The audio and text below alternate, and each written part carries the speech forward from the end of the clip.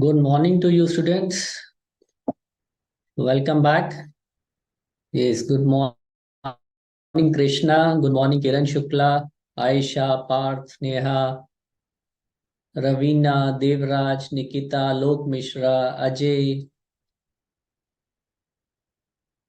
Partha Sarthi, Sangeetha, Gunjan, Mansi, Sushil, Manohar, and all others.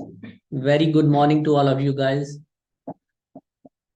So, students, today we are going to start a new chapter, that is chapter 7. The name of the chapter is Completion and Review. So, what is the name of chapter? The name of chapter is Completion and Review. So, students, you have to understand that, the auditor has performed audit procedures, he has obtained audit evidence. But what else he has to do after obtaining audit evidence by performing audit procedures, which we have studied? Is he expected to do something more? Yes, he is expected to do something more, and this we broadly include under the heading of completion and review. So it means that before he signs on the audit report, he undertakes a few more activities, few more procedures before he finally expresses his opinion uh, through his audit report. Like uh, like he would see whether there are some subsequent events which impact the financial position. These have been properly disclosed or adjusted. He would evaluate about the going concern assumption, and he would obtain written representations from management regarding various aspects. He would also evaluate the misstatements identified during the audit. So all these things he will be doing before he signs on the audit report to express his opinion. So in this chapter, students, there are included 6 essays. There are 6 essays in this chapter. These essays are essay 560, 570, 580, and essay 260, 265, and 450. Okay. So essay 560 deals with subsequent events. Essay 570 deals with going concern, and essay 580 deals with written representations. So again, I am repeating it. Essay 560 deals with subsequent events. 570 deals with going concern. 580 deals with written representations. And essay 260, 265, and essay 450.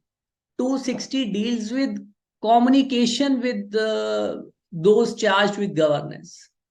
265 deals with communicating deficiencies of internal control.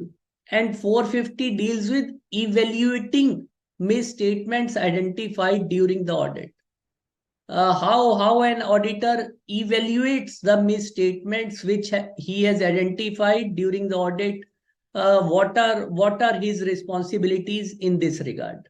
So we shall be studying about the responsibilities of auditor in relation to each of standard on auditing. There are 6 standards on auditing, 6 essays covered in this chapter.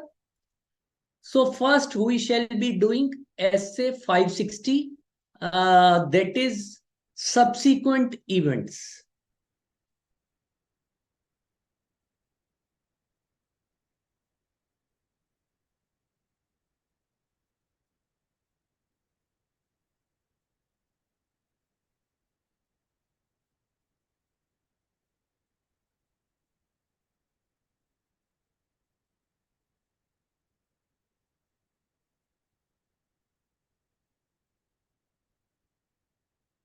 So students, you understand the meaning of term subsequent events?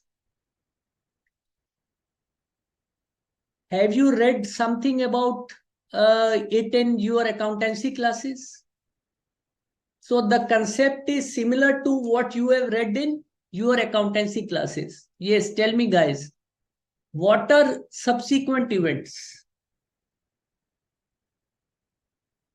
Yes, anybody?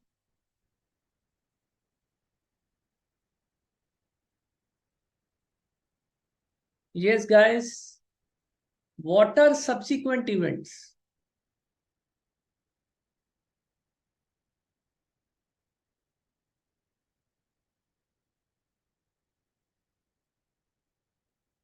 Yes. Parth, yes, you are right.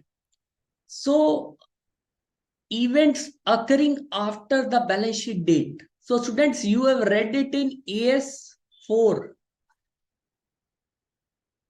Contingencies and events occurring after balance sheet date. You have read this accounting standard. So, subsequent events. Yes, Ravina, Bhumika, all of you are right. So, subsequent events are events occurring after the balance sheet date. So these are events which occur between the date of financial statements and auditor's report.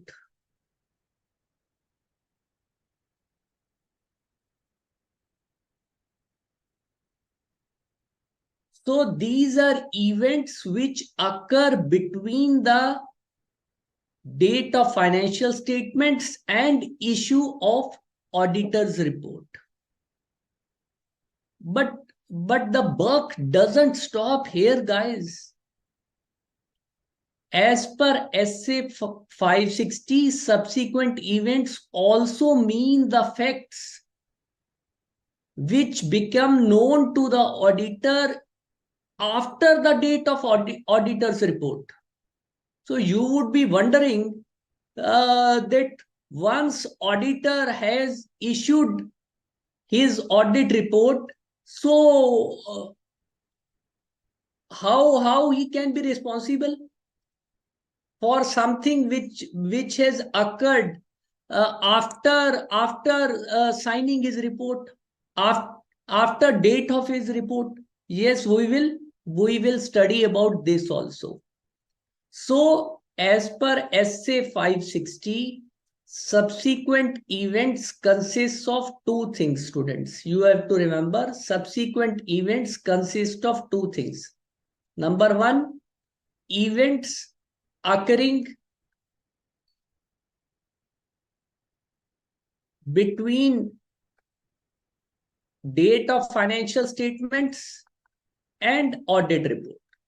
This you know already.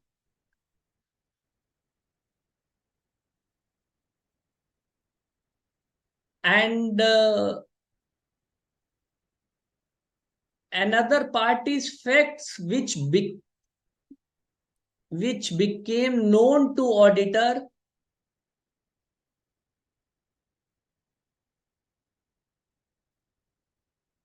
after date of audit report. So there are two things, students, as per SA 560. So remember, students, what happens is that sometimes we remember this part because this is more easy to correlate, because this is more easy to understand, but we forget this part. So but both the parts are equally important, remember guys. So the definition of subsequent events is events occurring between the date of financial statements and audit report and facts which become known to the auditor after the date of audit report. Clear, guys?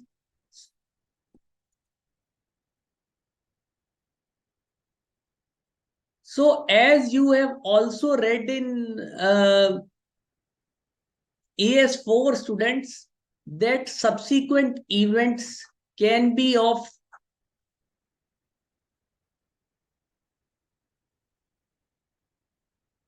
two types. Number one, there are adjusting events and there are non-adjusting events.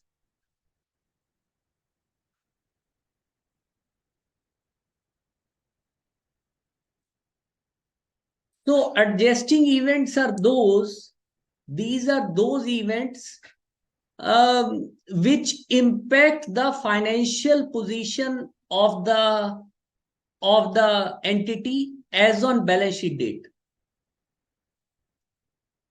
So therefore, adjustment is required. So therefore, adjustment is required in respect of these events in financial statements. And non-adjusting events are those events for which merely disclosure is required.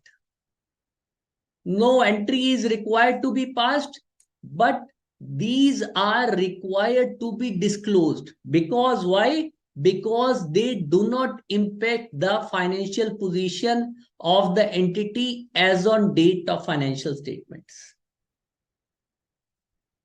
So, say like, for example, suppose the company had sold some goods to a customer in year 22-23 and amount outstanding was rupees say 20 lakhs.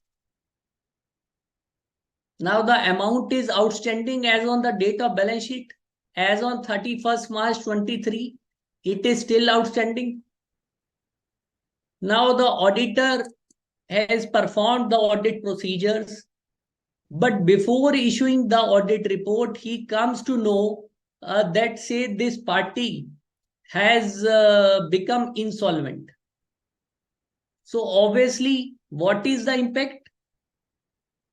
Before he has signed the audit report, he is already aware that the party has become insolvent. So the amount needs to be written off. It has direct impact on the profits of the company. So therefore, these kind of events are adjusting events, because adjustment is required to be made in respect of such events. Okay.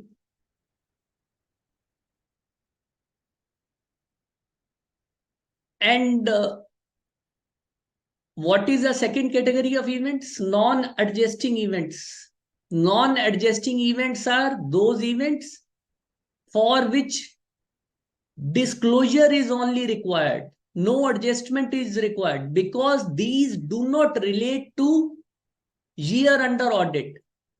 However, these events are of such importance, these events are of such magnitude that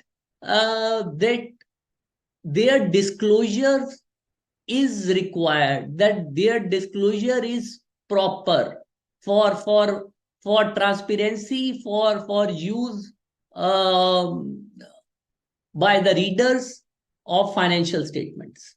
Okay. So students, while stating whether some event is adjusting event or whether some event is non-adjusting event, you have to understand the total event. You have to understand the circumstances, total context of the event. Like, I'll give you an example. So my request to all of you is, they do not just cram the names of the events, but try to understand whether it impacts the financial position as on balance sheet date or whether it does not impact the financial position as on balance sheet date. If it impacts the financial position as on balance sheet date, then it is an adjusting event. If it does not impact the financial position as on balance sheet date, then it is a non-adjusting event. Okay. So like we take an example. Say, take an example of fire loss in a company or in an entity.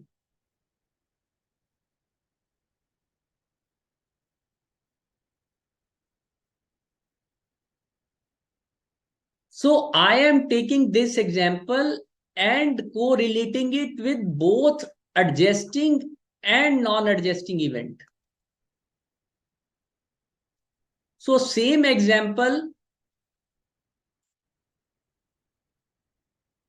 it can be adjusting or non-adjusting event depending upon the timing. The day fire has occurred in premises of an entity in year 22-23.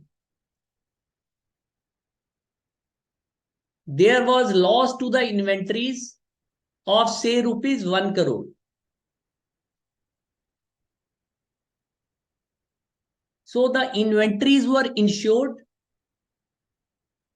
Therefore, the company, the entity showed the amount of rupees 1 crore as receivable from the insurance company.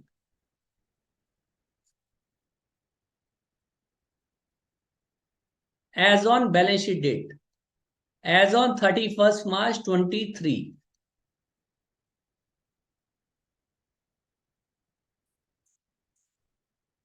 So far, this is correct. Now the auditor has performed the audit procedure. He knows that loss has occurred, that the entity has suffered loss of rupees 1 crore and the amount is receivable from the insurance company. The entity has lodged its claim with the insurance company for rupees 1 crore. But say before he signs his audit report, say in the month of July 23, he comes to know that this entity has accepted claim of rupees 75 lakhs.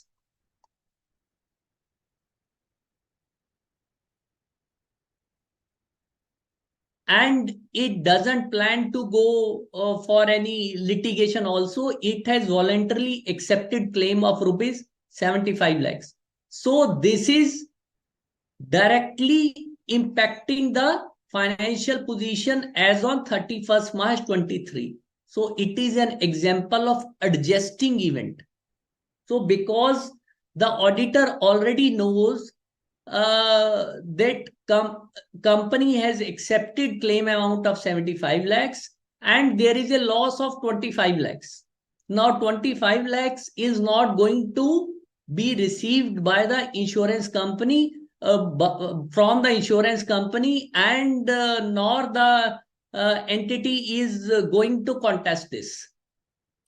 Okay. So it is directly impacting the financial position of the company as on balance sheet date because it relates to the event which has occurred during the year. So fire had occurred during year 22-23. Okay. So therefore, it is an example of adjusting event. Now, take another example, say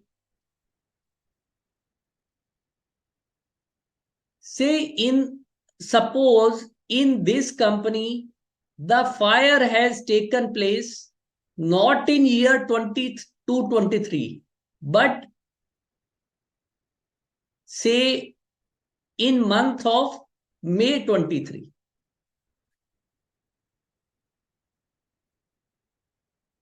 destroying substantial amount of inventories. So the inventories destroyed are material. So, but this, now the fire has taken place in month of May 23, which is after the date of financial statements, that is 31st March 23.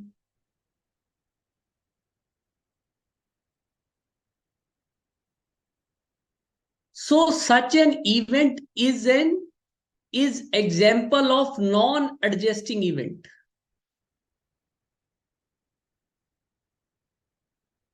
No entry, no adjustment is required to be passed in books of accounts relating to this event because it has occurred in May 23. It would be reflected in financial statements of year 23-24.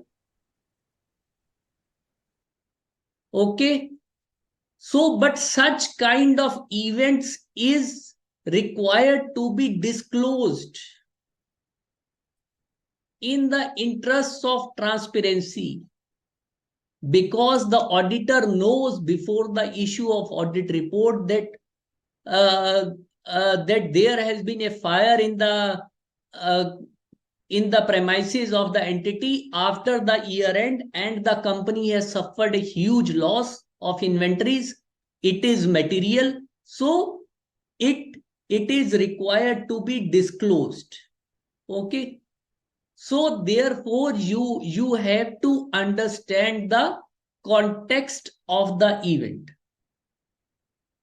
So hope guys you understand the difference between adjusting and non-adjusting events. Yes.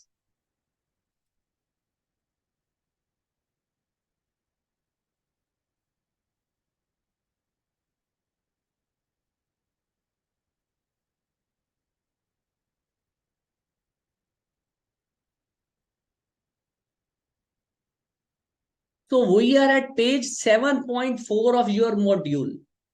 We are at page 7.4 of your module 2. So what is the meaning of subsequent events, guys? Events occurring between the date of financial statement and date of auditor's report. This is the first part. This you already know, you have read it in AS4 also. And second part is facts that become known to the auditor after the date of the auditor's report. Now, this is also important. Some facts which become known to the auditor after the date of the auditor's report are known as subsequent events. So remember both the parts. So at the cost of repeating it, I am again saying it that events occurring after the balance sheet date but before audit report is issued. So events occurring between the date of financial statements and date of audit report and facts which became known to the auditor after the auditor's report are also known as subsequent events. So we will see later on today itself that how auditor is concerned with facts which become known to him after date of auditor's report and how he is responsible for that. Because you may not be willing to accept that once I have signed some document, how I can be responsible for some event which is happening after I have signed. So we will be examining, we will be studying what are those circumstances. Okay. So this is the example given. So we have already considered the example. So financial statements may be affected by certain events that occur after the date of financial statements. So these can be of two types. Those that provide evidence of conditions that existed at the date of financial statements and those that provide evidence of conditions that arose after the date of financial statements. So obviously these are adjusting events and these are non-adjusting events. So for non-adjusting events, disclosure is required, and for adjusting events,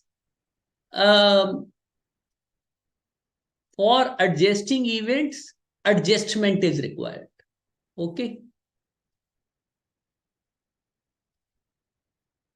So again, yes, students, I have already given example to you of adjusting event.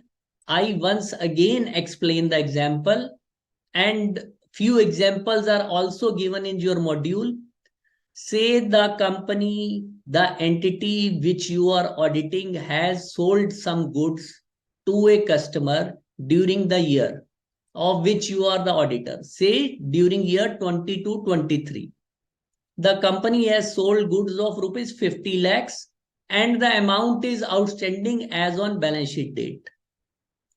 Now, before the auditor has signed on his audit report, he comes to know, say in the month of June 23, he has still not signed the audit report. He is going to sign it in, say, in the month of July 23. He comes to know in the month of June 23 that the party from whom the money was to be received by the entity, that party has become insolvent. And not only say it has become insolvent, it has also fled from the country. So there is no chance of recovering the money.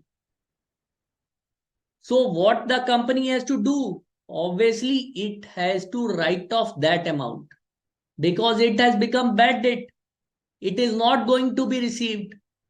So it is directly impacting the financial position of the company as on balance sheet date, as on 31st March 23. So therefore, it is an example of adjusting event, because it is impacting the financial position as on date of financial statements. Okay. Another example is settling a legal claim outside the court at a reduced amount between the date of financial statements and date of auditor's report, for which provision has already been made in the financial statements. Like, say, students, the company had made some provision in its books of accounts for some liability which was required to be paid. But say after the date of balance sheet and before the audit report is issued, the company enters into some out of court settlement with the party to whom money was required to be paid.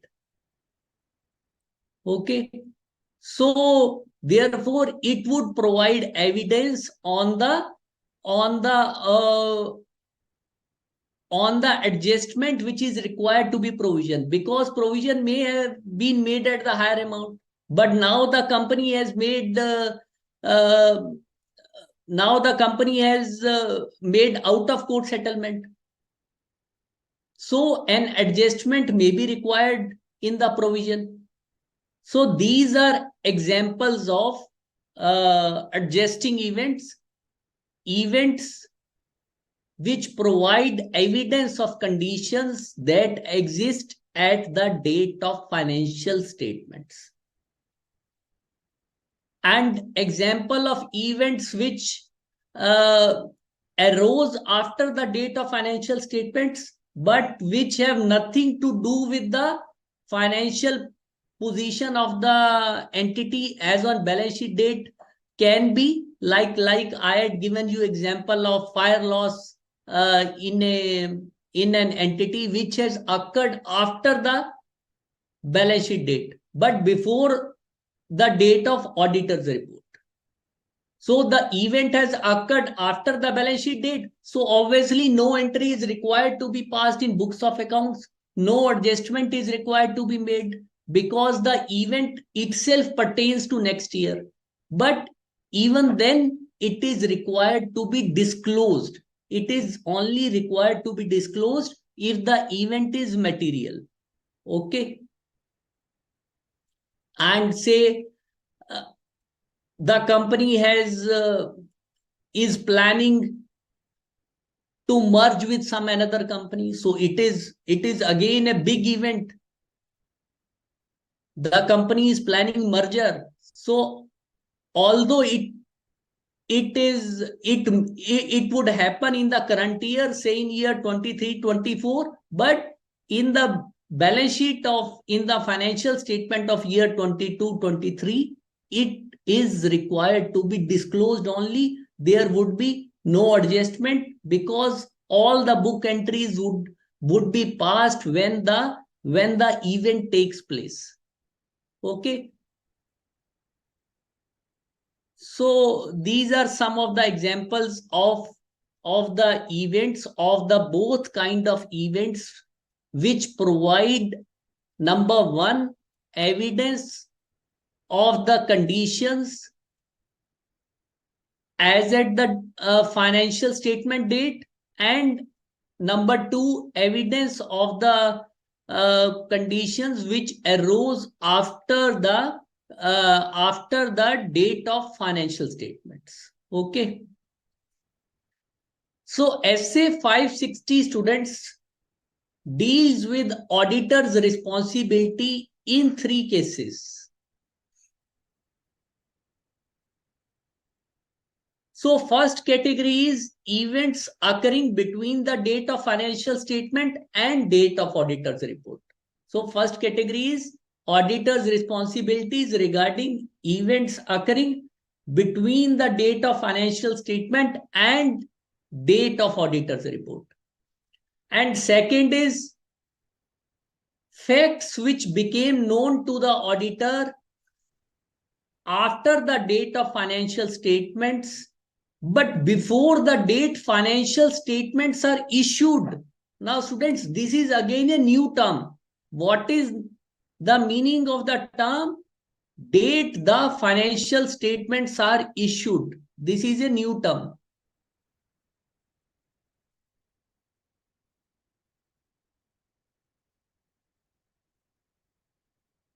Date the financial statement are issued. इसका क्या मतलब है students?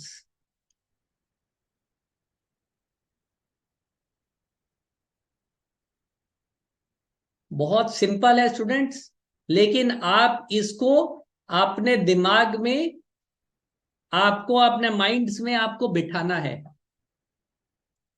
से you are conducting audit of an entity for year 22-23.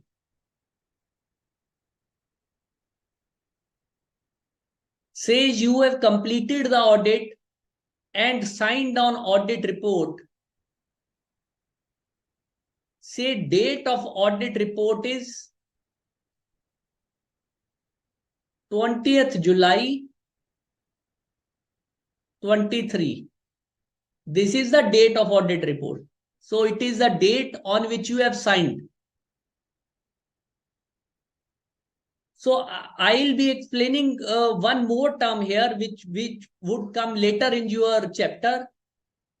One term is date of providing audit report to the client.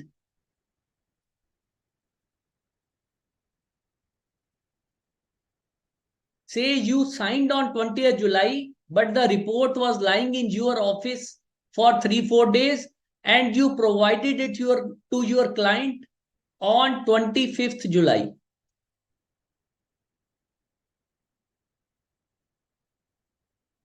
Okay. And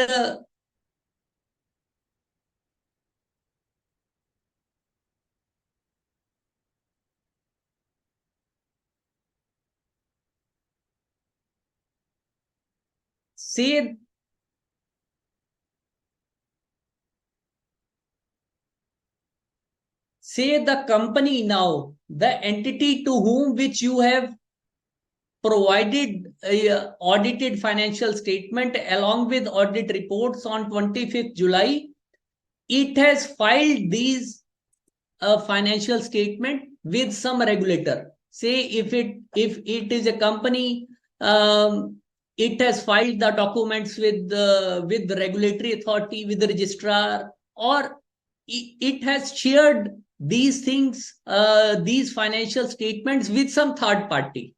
Say the company has filed these documents with the registrar of companies, or filed its income tax return by enclosing these documents on, say, uh, 14th August 23. So we are taking hypothetical dates, say on 14th August 23. So this is the date which we call as the date on which financial statements are issued.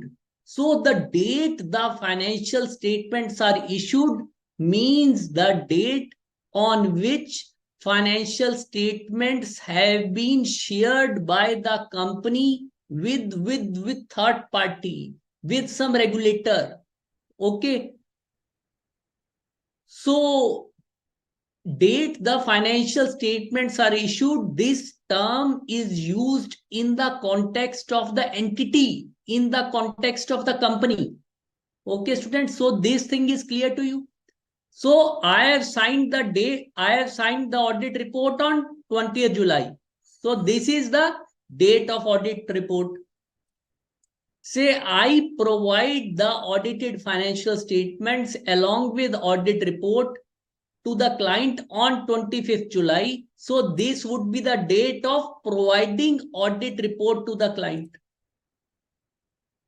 And date the financial statements are issued means that date on which the company shares these financial statements with some third party.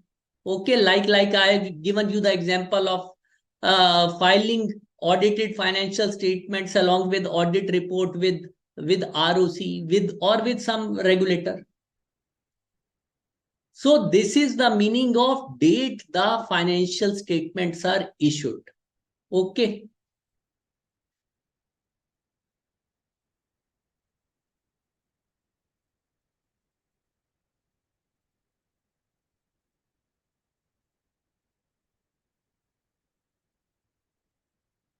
So SA 560 students deals with responsibilities of auditor in three categories. Number one, events occurring between the date of financial statements and date of auditor's report. Number two, facts which became known to the auditor after the date of auditor's report, but before the date when financial statements are issued. Okay, so in the previous example, what was the date of audit report? 15th July. So what was the date of issuing of financial statement? Say it was 14th August. So events occurring between between 15th July and up to 13th August. Okay. And third category is facts which became known to the auditor after financial statements have been issued. See, you can see, guys, how vast, how enormous the responsibilities of auditor are.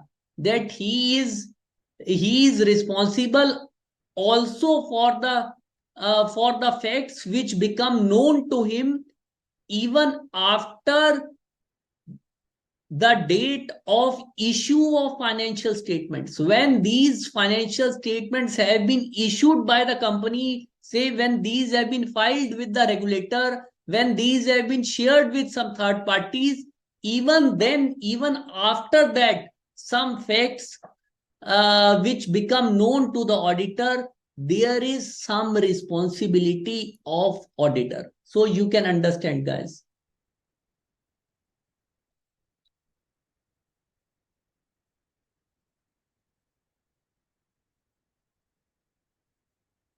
Okay.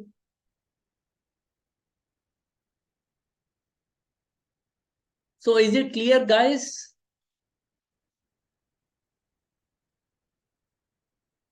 So SA 560 deals with auditors' responsibilities relating to subsequent events in the audit of financial statements. So पहली बात तो आपको ये समझनी है कि SA 560 जो है वो ऑडिटर की रिस्पॉन्सिबिलिटी के बारे में बताता है सब्सीक्वेंट इवेंट्स। सब्सीक्वेंट इवेंट्स क्या है वो हम पहले ही समझ चुके हैं। That subsequent event consist of two parts: events occurring between the date of FS and date of auditor's report, and facts which become known to the auditor after the date of auditor's report.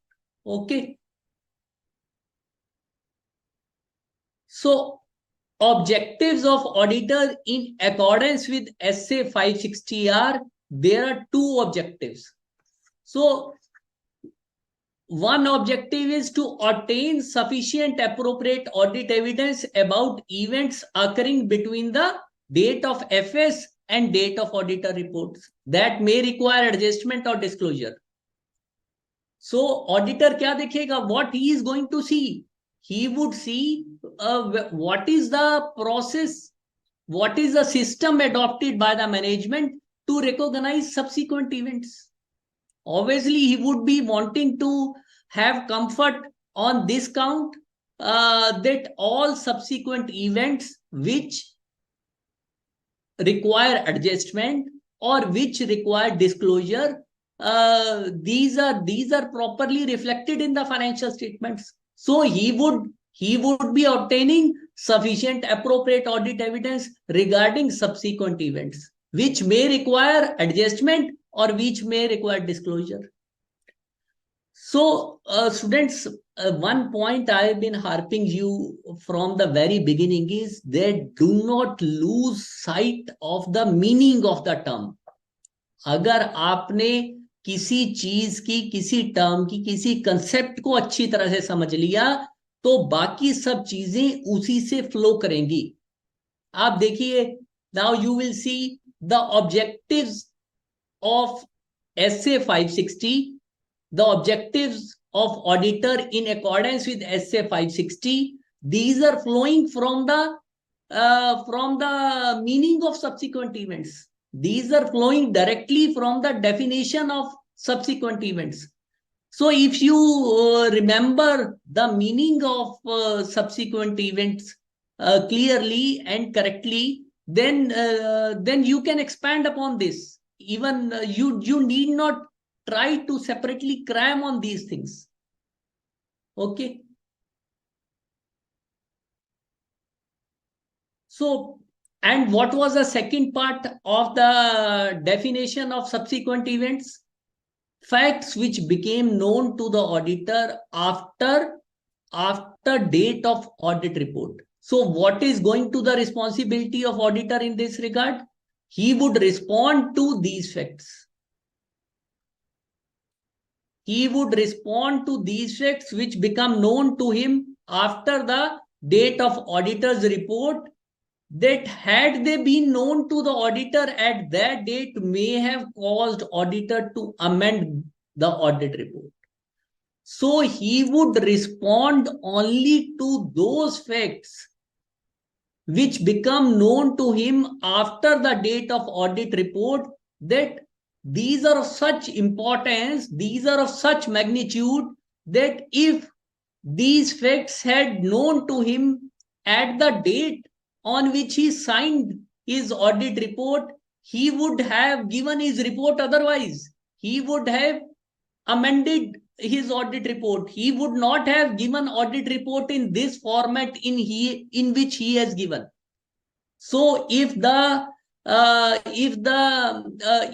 are such facts which would have required him to amend the audit report which he had issued, had these facts been known to him at the date of signing the audit report, then he would respond appropriately to these facts. Now, how he would respond, this we would be studying later on.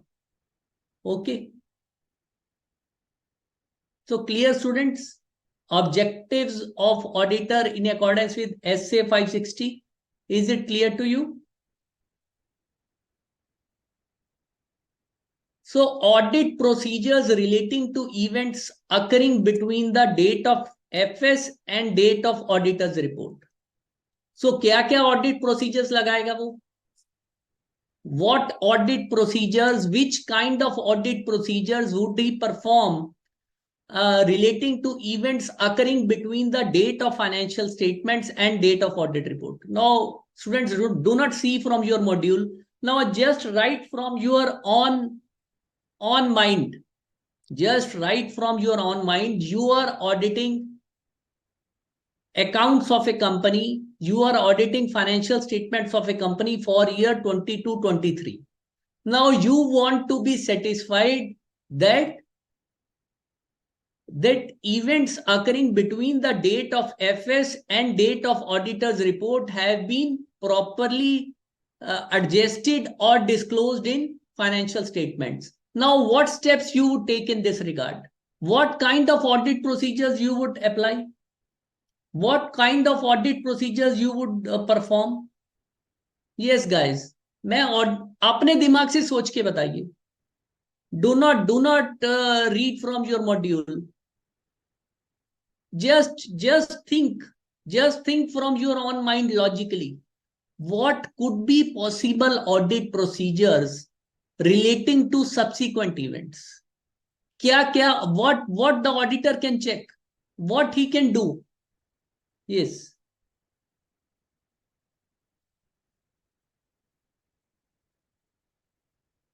Yes, only 1-2 mails.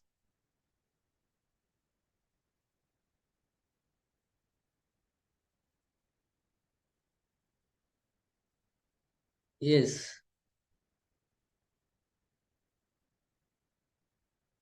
Harmisha, you are saying ask management. Yes, it's true.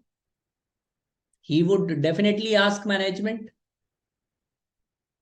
So he would inquire from management. Obtain evidence regarding event. No direct confirmation. How he can take direct confirmation? Anmol, obtain evidence is correct, but how he is going to obtain evidence? This is the $1 million question. How he is going to obtain the audit evidence? He would obtain the audit evidence by performing audit procedure. So this is precisely what I am asking. Which audit procedure he can perform?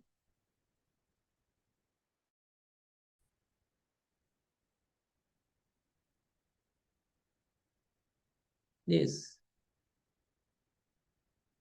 Yes, Parth, inquiry with the management is correct.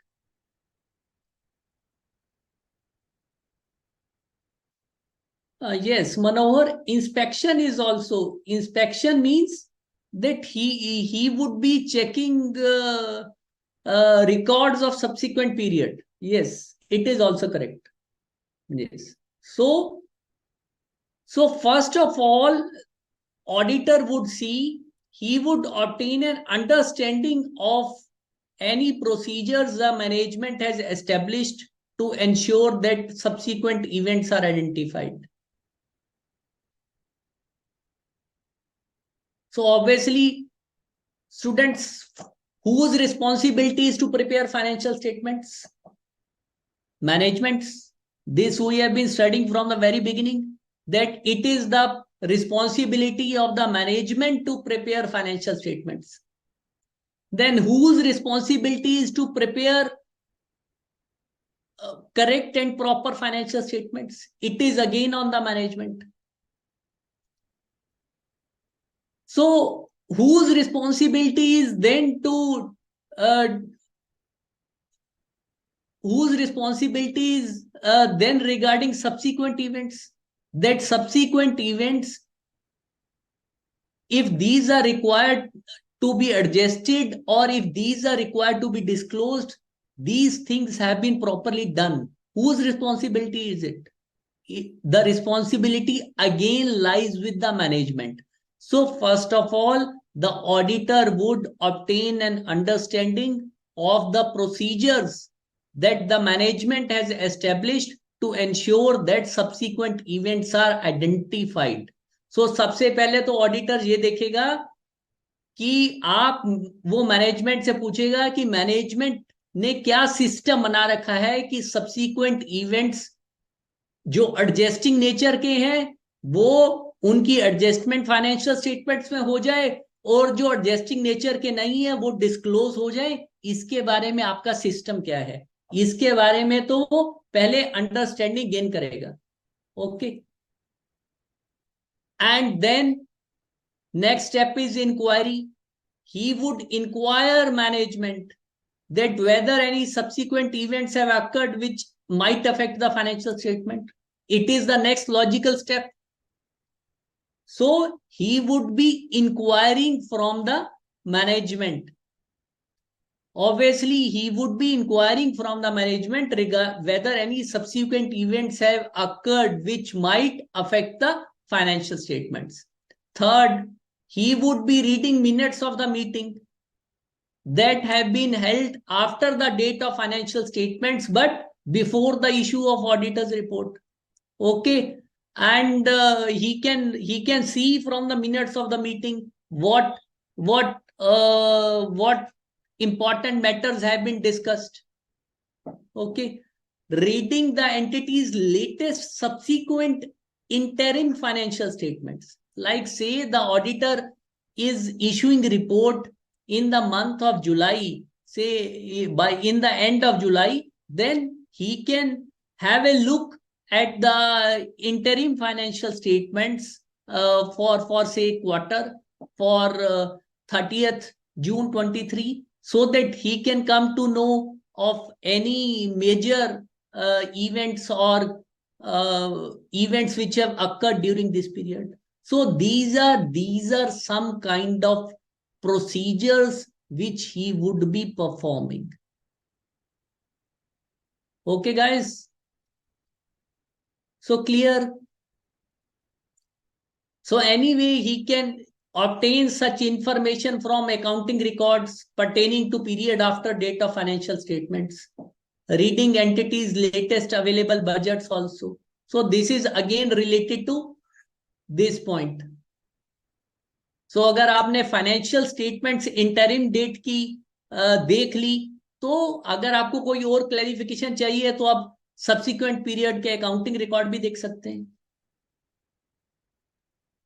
So if as a result of audit procedures performed, the auditors identify some subsequent events which is of adjusting nature or non-adjusting nature, his responsibility is to see that these are appropriately reflected in the financial statements, that the events which require adjustment, these are adjusted. The events which require only disclosure, these are only disclosed. Yes, clear, guys? So, and nevertheless, students, the auditor would also obtain a written representation from the management. So we would also be reading about written representation separately. There is a, as I have told you in the beginning, there is a separate essay on this, essay 580. So we will be reading in detail about what written representations are, what is their meaning, what are the responsibilities of auditor in this regard. So we'll be doing all these things within this chapter. So for the time being, you can understand that written representations are statements given by the management to the auditor regarding certain things. Okay, so he would obtain written representations from the management that all events occurring between the date of financial statements and the date of auditor's report, or all the subsequent events have been properly adjusted and disclosed, adjusted or disclosed. Okay.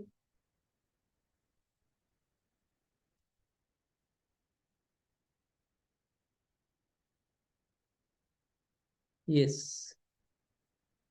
So meaning of date of financial statements are issued. So this we have already done, students.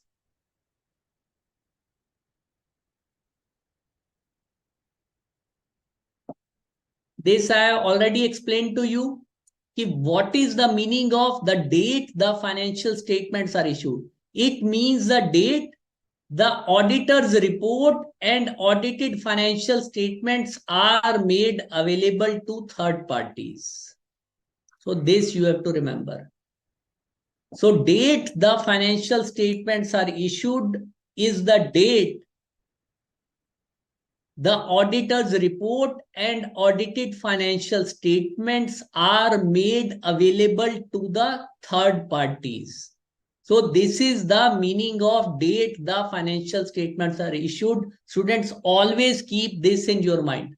So अगर आपको date the financial statements are issued इस phrase का, इस term का अगर meaning clear नहीं है, तो आप इस essay की जो बाकी responsibilities हैं auditor की, वो आप नहीं समझ पाएंगे.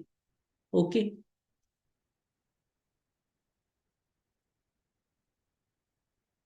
So first part is clear to you, students. First part is this one we have done. Auditor's responsibilities regarding events occurring between the date of financial statements and date of auditor's report. Okay. Now we come to second part.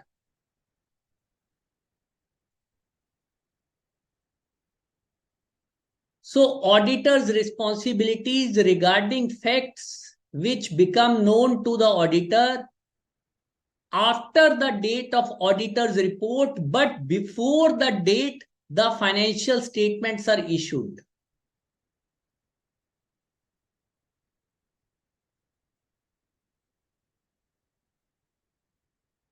Okay.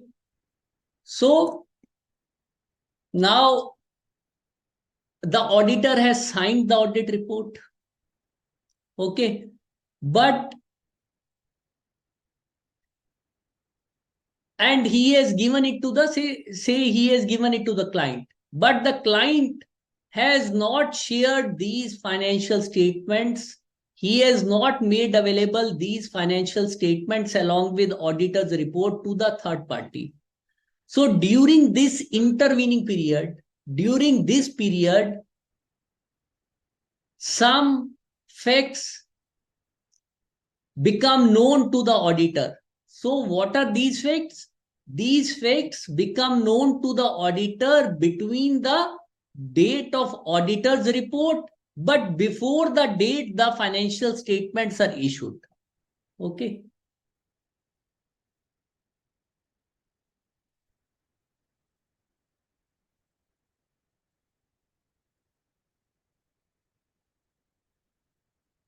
So first of all, students, you have to understand that under normal circumstances, the auditor has no obligation to perform any audit procedure regarding the financial statement after the date of auditor's report. Like I had told you at the beginning that you would be wondering that how can a person be held responsible for events which have occurred after he has signed the relevant document. Say, if event has occurred uh, after signing of audit report, then how I can be held responsible? So normally, the auditor is not under an obligation to perform any audit procedure regarding financial statements after the date of audit report. However, but there is a caveat. However, students, when after the date of auditor's report, but before the date financial statements are issued, a fact becomes known to the auditor, which if he had known it earlier, he would have amended his report. The importance of that fact is so much that had it been known to him at the time of signing the audit report, he would have amended his report. Then his responsibilities arise.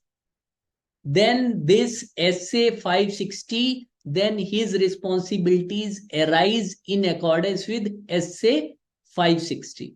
Okay.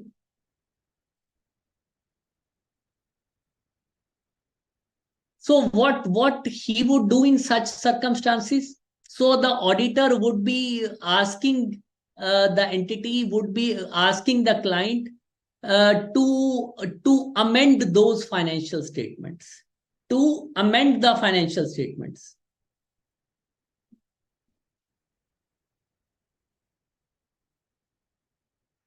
Okay, so he would ask the if the event is of such magnitude that it would have caused the auditor to amend his audit report, had this thing been known to him at the date of signing the audit report, he would ask the client to amend the financial statements.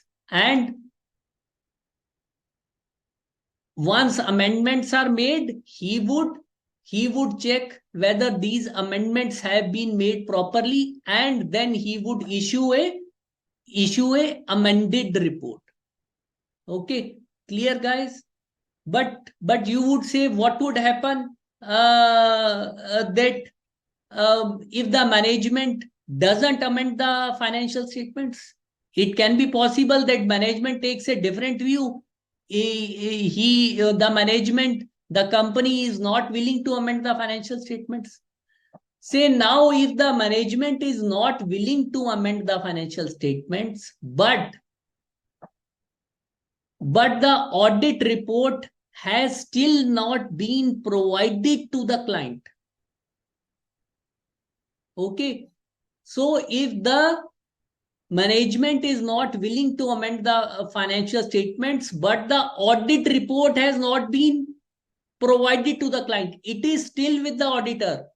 The auditor has signed the audit report, but it is still lying with him. It has not been provided to the client, like in the example I have told you. So the auditor can still modify his opinion because he has not shared his.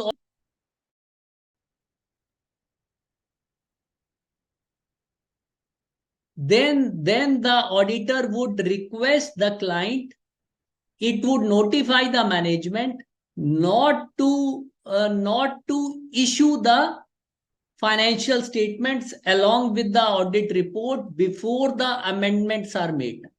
He has already given the report to the client. So what he can do now, he would only be notifying the management not to issue the financial statements before the amendments are made. And if the management doesn't listen to him, if the management issues the financial statements, then he would take all the steps, he would take action uh, required to see that reliance is not placed on such report, because now he has become aware of these facts, and these facts are of such magnitude that it would have required um, amendment in his audit report had these been known to him, but the management is not listening to him. Management is not willing to amend the financial statements. So he would take the necessary steps to ensure that no reliance is placed upon such reports, and he would also seek legal advice. So obviously, when a matter of such complexity arises, so essays normally ask you to obtain legal advice. Okay. So these are the responsibilities of the auditor regarding facts which became known to the auditor after date of auditor's report, but before the date financial statements are issued. Clear, guys? So I am once again repeating it shortly in brief. So students, आपको इसको एक दो बार पढ़ना पड़ेगा अपने mind में इसको establish करने के लिए. So if some such facts become known to the auditor after the date of auditor's report, but before the date the financial statements are issued, okay, and these facts are of such nature that had these facts been known to the auditor at the time of signing his audit report, he would have amended his report. He would have given his opinion otherwise. Okay. So therefore, what are duties, what are responsibilities of auditor in this regard? So he would see whether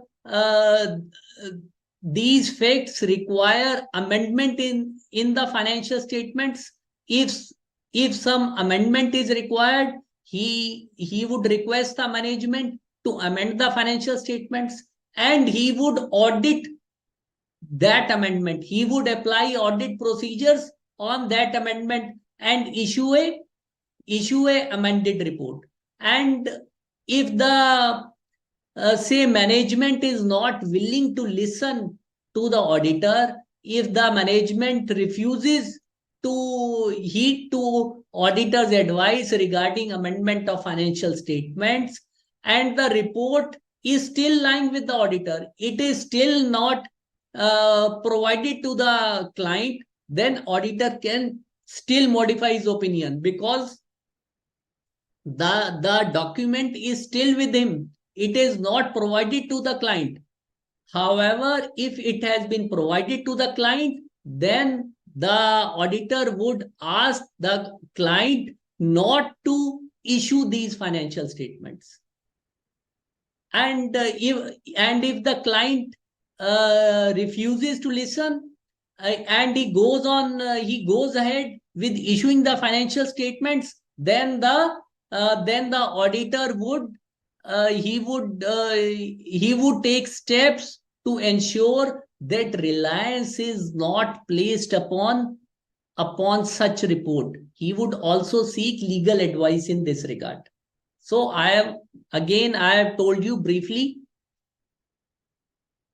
twice.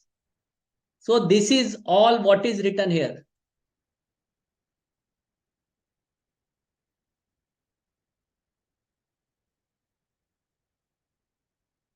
So now we come to the third category, facts which become known to the auditor after the financial statements have been issued.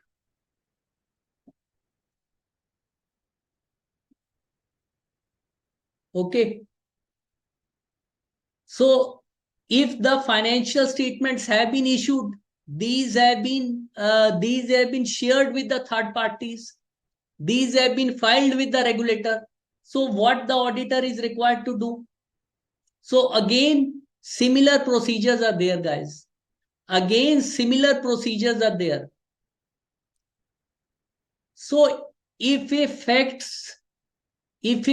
comes to the knowledge of the auditor, if a fact becomes known to the auditor even after the date financial statements have been issued, and this fact is of such importance, this fact is of such magnitude that it would have caused the auditor to amend the financial statements. Had this fact become known to him at the date of signing his audit report, then there is a responsibility on the part of auditor. He would see if the financial statements need amendment. Okay. So he would request the management to amend the financial statements, and he would ask the management to see uh, to ensure that the third parties with whom audit report and audited financial statements have been shared, those are informed. Because now in this case, financial statements have already been issued. Because now in such a case, financial statements have already been issued. Therefore, it becomes important uh, in such a case to inform the third parties uh, regarding this issue. Okay, so the auditor would review the steps taken by management to ensure that anyone who is in receipt of such financial statements, he is informed. Like these have been filed with some third party, some regulator, then it becomes duty of the management to inform those third parties. Okay, and thereafter, and if the management amends the financial statements, obviously the auditor would be issuing a new audit report and clearly stating in the audit report that these have been issued, that this have been reissued, that this has been reissued. Okay. Yes.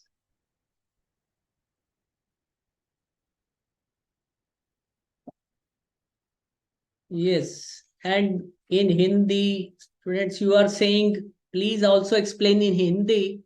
So I'll try to explain it in Hindi also.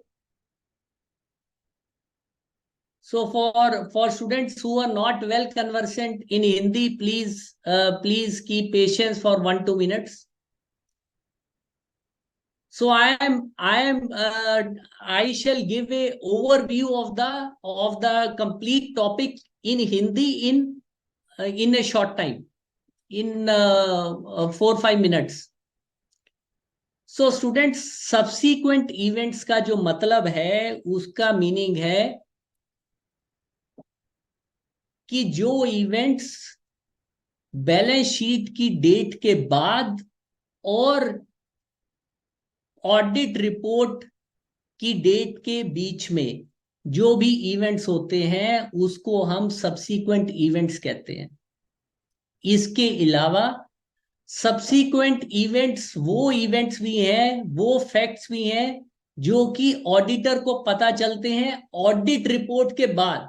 जब वो audit report sign कर चुका है, उसके बाद भी अगर उसको कुछ फैक्ट पता चलता है, तो वो भी सब्सीक्वेंट इवेंट है. तो ये सब्सीक्वेंट इवेंट की डेफिनेशन के 2 पार्ट हैं. एक तो वो इवेंट्स जो कि फाइनेंशियल स्टेटमेंट्स और ऑडिट रिपोर्ट के बीच में होते हैं, जैसे कि हमने एग्जाम्पल में समझा. जैसे कि हमने एक एग्जाम्पल किया कि कोई पार्टी जिसको कि कंपनी ने माल बेचा था, वो इंसॉल्वेंट हो गया 31 मार्च के बाद. आप ऑडिट कर रहे हैं 2022-23 का, और से वो पार्टी इंसॉल्वेंट हो गई जून 2023 में. तो पैसे आपको लेने थे मार्च 2023 में. वो ट्रांजैक्शन सेल की पर्टेन करती थी 2022-23 की. लेकिन जो इंसॉल्वेंट पार्टी हुई वो मई 2023 में हुई. तब भी वो इस इवेंट की एडजस्टमेंट होगी, क्योंकि ये उसकी 31 मार्च 2023 की ईयर 2022-23 की फाइनेंशियल पोजीशन को इंपैक्ट कर रहा है. सब्सीक्वेंट इवेंट्स की डेफिनेशन का दूसरा पार्ट है वो वाले फैक्ट्स जो कि ऑडिटर को पता चलते हैं ऑडिट रिपोर्ट साइन होने के बाद. जब वो ऑडिट रिपोर्ट साइन कर चुका है, उसके बाद उसको पता चलते हैं, तो वो भी सब्सीक्वेंट इवेंट्स हैं. तो ऐसे 560 डील करता है ऑडिटर की रिस्पॉन्सिबिलिटीज के बारे में सब्सीक्वेंट इवेंट्स की रिस्पॉन्सिबिलिटीज के बारे में। तो पहले केस में जो इवेंट्स होते हैं between the date of financial statements and date of audit report, उसके बारे में ऑडिटर की क्या रिस्पॉन्सिबिलिटी है। उसके बारे में सबसे पहले तो ऑडिटर देखेगा कि जो आपका कि मैनेजमेंट का सिस्टम क्या है सब्सीक्वेंट इवेंट्स को आइडेंटिफाई करने का, क्या सारे सब्सीक्वेंट इवेंट्स आइडेंटिफाई होते हैं और उनकी जहां एडजस्टमेंट चाहिए वहां एडजस्टमेंट होती है, जहां डिस्क्लोजर है वहां डिस्क्लोजर होता है। सो ऑडिटर मैनेजमेंट से इंक्वायर करेगा इस बारे में, और फाइनेंशियल स्टेटमेंट्स के बाद और ऑडिट रिपोर्ट के बीच में जो है मिनट बुक्स है उसको रीड कर सकता है, इंटरिम फाइनेंशियल स्टेटमेंट्स को देख सकता है, पीरियड के बाद की 31 मार्च 23 के बाद की अकाउंट बुक्स को देख सकता है। तो ये तो सारे ऑडिट प्रोसीजर्स हैं फर्स्ट रिस्पॉन्सिबिलिटी के बारे में। अब सेकंड रिस्पॉन्सिबिलिटी क्या आती है, वो फैक्ट्स जो ऑडिटर को पता चले हैं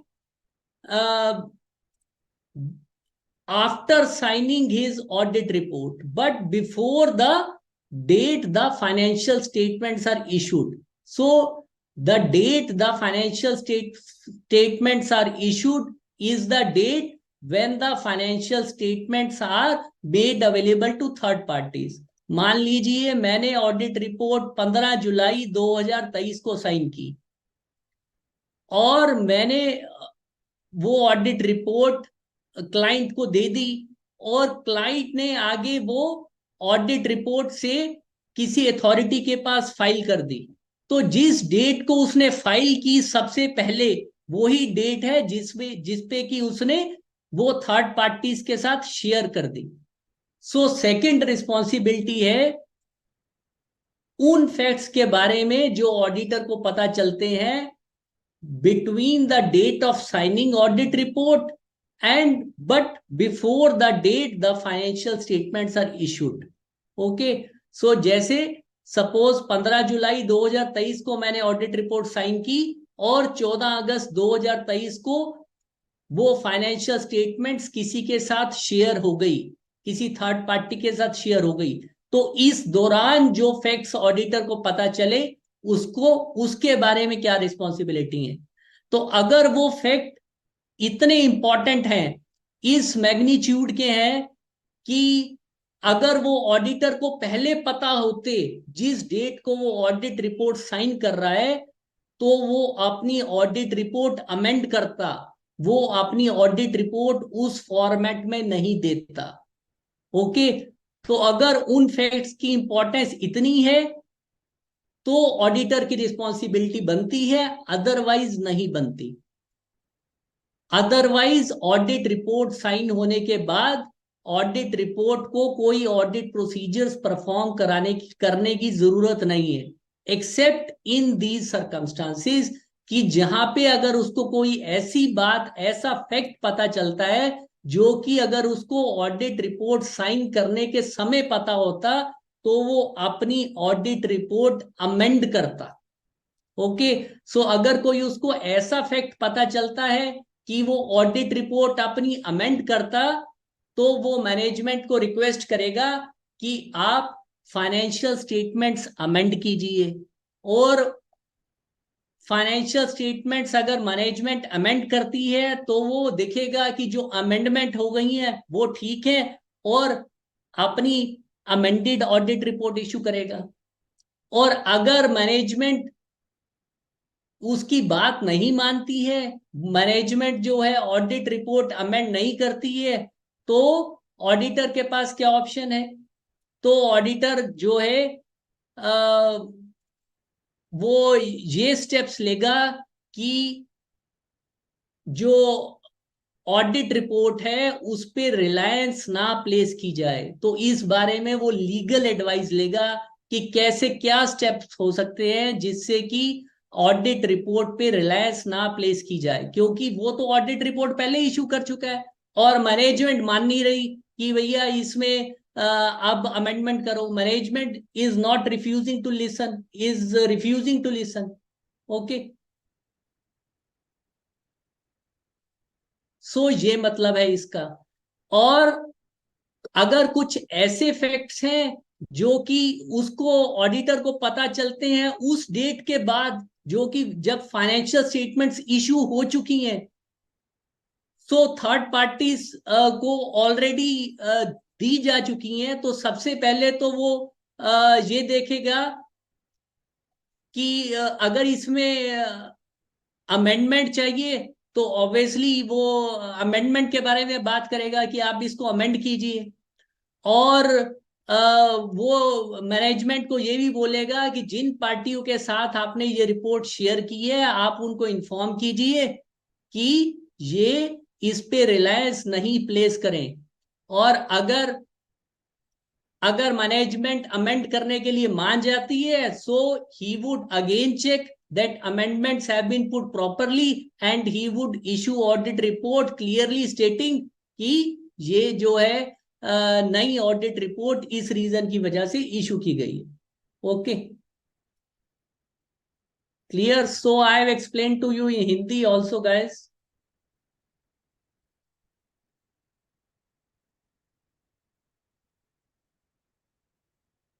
सो ये जो आपके मॉड्यूल में है, ये इसमें एक टेबल बनी हुई है students. There is a table in your module in the form of check box. So जो तीनों कैटेगरीज के बारे में ऑडिटर की रिस्पॉन्सिबिलिटीज हैं वो इस चेक बॉक्स में लिखी हुई हैं आपके पास. सो जो जो हमने डिस्कस किया है वो सारी रिस्पॉन्सिबिलिटीज इसमें एक टेबल की शेप में है. आप इससे भी लर्न कर सकते हैं. लाइक जो फर्स्ट हमारा स्टेप था, what was our first step? Overview of auditors responsibilities regarding subsequent events between the date of financial statement and date of auditor's report. So क्या responsibilities हैं उसकी? Perform audit procedures, design to obtain audit evidence regarding subsequent events. If such subsequent events require adjustment, then see that proper adjustments are made. If such subsequent events require disclosure, then see that such disclosures are also made. Okay. Obtain a written representation from the management. अपने audit procedures करने के बाद भी the auditor would get a written representation from the management that okay, he wants to get a comfort that management would give him in writing, that management would give him a statement in writing that all subsequent events have been identified and these have been adjusted or disclosed as necessary. So regarding subsequent regarding written representations, I have already told you that we would be reading about it in essay 580 within this chapter. There is a separate essay on written representation, that is written representation. The name of essay 580 is itself written representations. Okay. Overview of auditor's responsibilities after the date of auditor's report, but before the date the financial statements are issued. So अगर कुछ facts उसको पता चलते हैं auditor को between the date of auditor's report but before the date financial statements are issued. So normally हमने क्या पढ़ा था कि that auditor is under no obligation to perform audit procedure after the date of audit report. But if these facts are of such importance that had these been known to the auditor at the date of auditor report and it may have caused the auditor to amend the auditor report, then the auditor would see whether the financial statements need amendment. अगर उन facts की importance इतनी ज्यादा है, then the auditor would see that if financial statements require amendment. Okay. So अगर management amendment कर देती है, if management amends the financial statements, then auditor would perform audit procedures on amendment. जो amendment की है, the auditor would see whether this amendment is proper or not.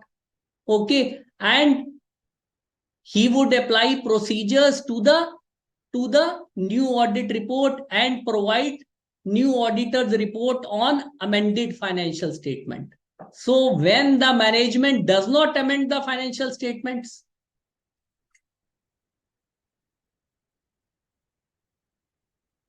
so this also we had discussed. Say if the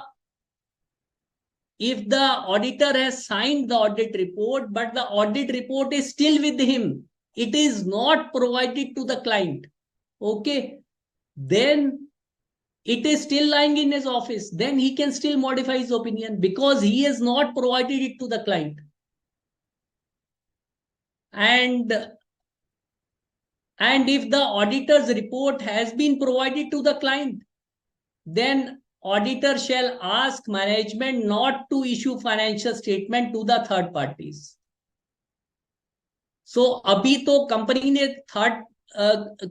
ने उस entity ने किसी third parties के साथ share ही नहीं की, तो वो उसको बोलेगा, लॉजिकल स्टेप क्या है, वो उसको बोलेगा कि आप इसको थर्ड पार्टीज के साथ शेयर मत कीजिए, आप इन फाइनेंशियल स्टेटमेंट्स को इशू मत कीजिए.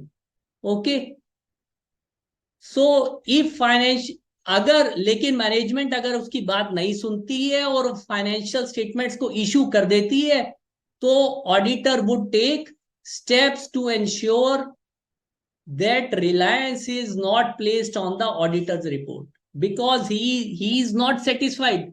He is of the opinion that financial statements need amendment, but the management is not willing to listen to him. So therefore he would take steps to ensure that such a reliance is not placed. He would take steps to prevent reliance on such auditor's report. Okay.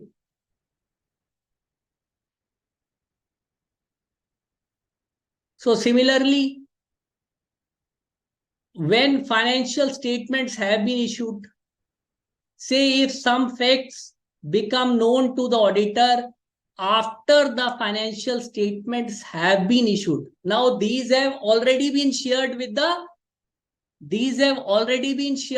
third parties. These have already been made available to the third parties.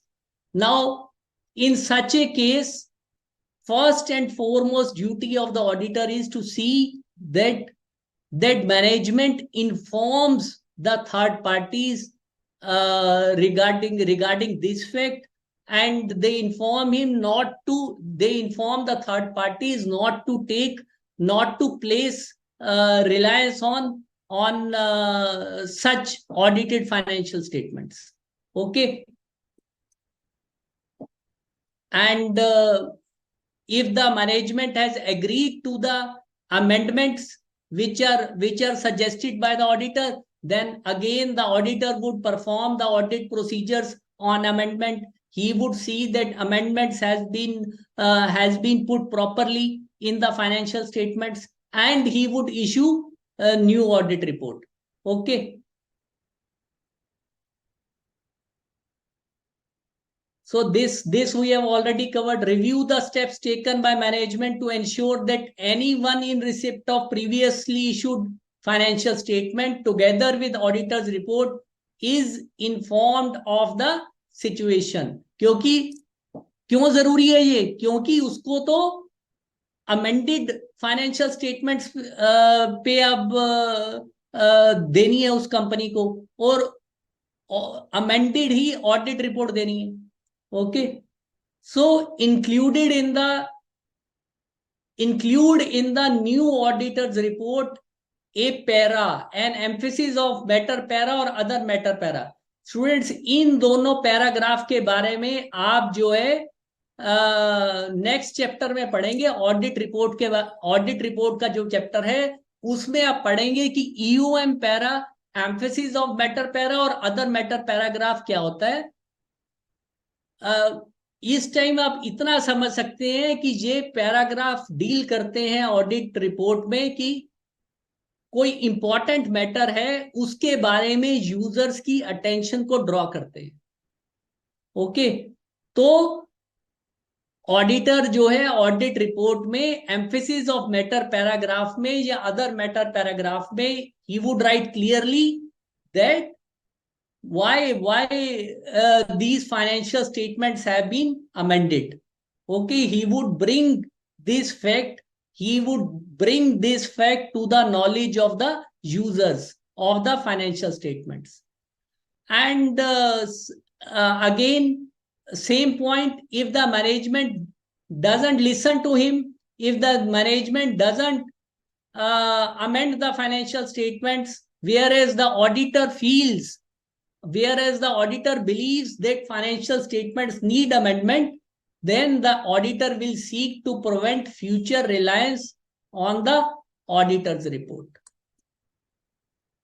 So these are the responsibilities of auditor in respect of subsequent events. Now we will quickly do 2 questions. Yes, guys. Test your understanding 1 and test your understanding 2. So do not see answers from your module. Just write whatever your mind thinks is the proper answer. Just write whatever your mind feels is the proper answer. So just see 2 questions. Yes. CAP K. Jacob is conducting audit of a company for year 21-22. Okay. The company is engaged in export of ethnic rugs to buyers in Europe. The audit is nearing completion in the month of July 22. However, it becomes known to the auditor that one of overseas buyer has made a legal claim against the company on 1st July for injury caused to a customer of one European buyer due to substandard dyes used in rugs in one lot of orders shipped in August 21. So management has decided to agree to an out-of-court settlement of 5 crores to its reputation. The financial statements of company are silent.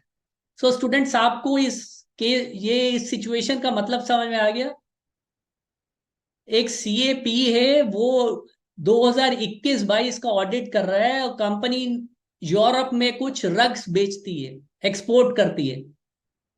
Audit complete होने वाला है जुलाई 2022 में, लेकिन उससे पहले audit report sign करने से पहले ऑडिटर को पता चलता है कि एक बायर ने क्लेम किया था, लीगल क्लेम किया है कंपनी के अगेंस्ट ऑन 1 जुलाई 2022 कि किसी उसके यूरोपियन बायर को कोई नुकसान हो गया है उन रग्स को यूज करने से, क्योंकि उसमें सब स्टैंडर्ड कुछ मटेरियल लगा हुआ है और वो जो चीजें हैं, वो जो कंसाइनमेंट है, वो शिप हुई थी अगस्त 21 में, यानी कि वो ईयर 21-22 से परटेन करती है।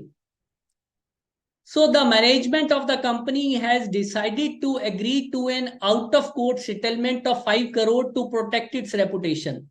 So the financial statements of the company are silent on this issue. Discuss how CAP should proceed to deal with the above issue. पहले तो स्टूडेंट्स आप ये बताएं कि क्या ये सब्सीक्वेंट इवेंट है या नहीं है, और क्या ये एडजस्टिंग इवेंट होगा कि नॉन एडजस्टिंग इवेंट होगा? Tell me. Yes, Jay Patel, ethnic rugs means traditional rugs. Rugs means floor coverings. Rugs means floor coverings. Ethnic means traditional.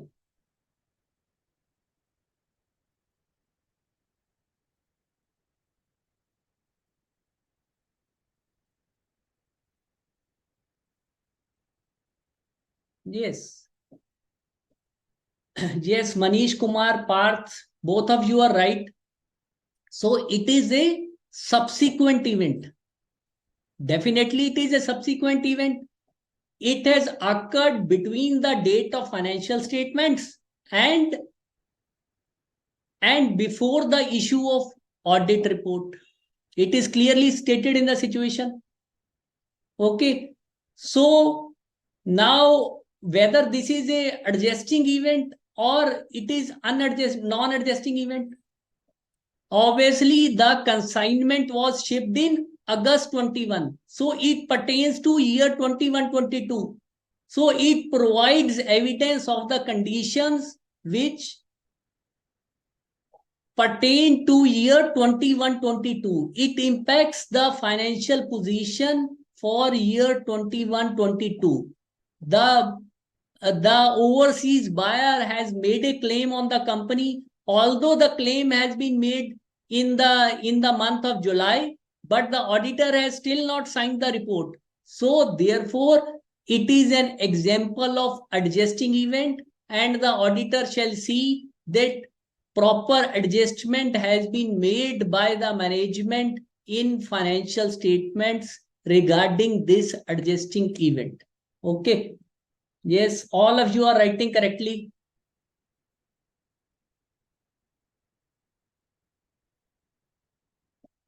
Yes, number 2. Now CA Chandni is going to complete audit of a company within next few days. She has performed audit procedures like inquiry of management, personnel, reading minutes of meetings, going through books of accounts after date of financial statements. But still she wants to be certain that no such events have been left out. What she should do? Yes. Students ये test your understanding question number 2 आपको समझ में आ गया. CA चांदनी किसी company का audit कर रही है. ऑडिट कुछ दिनों में खत्म होने वाला है. Audit is going to finish in some days. तो उसने सब्सिक्वेंट इवेंट्स के बारे में जो जो चीजें देखनी है उसने सब देख ली. उसने मैनेजमेंट से इंक्वायर भी कर लिया. उसने अगले ऑडिट रिपोर्ट तक की उसने बुक्स ऑफ अकाउंट्स भी देख ली. ओके. उसने मिनट बुक्स भी पढ़ ली. लेकिन अभी भी वो कुछ और उसको कंफर्ट चाहिए कि वो श्योर होना चाहती है कि कोई चीज छूट तो नहीं गई, कि सब्सिक्वेंट इवेंट को छूट तो नहीं गया. So how she can be sure about this? क्या किस डॉक्यूमेंट से वो श्योर होगी कि हाँ भाई कोई इवेंट छूट तो नहीं गया? What she should do? Do not see answer. I want you to write from your own logic, from your own mind. Please do not see the answer, students.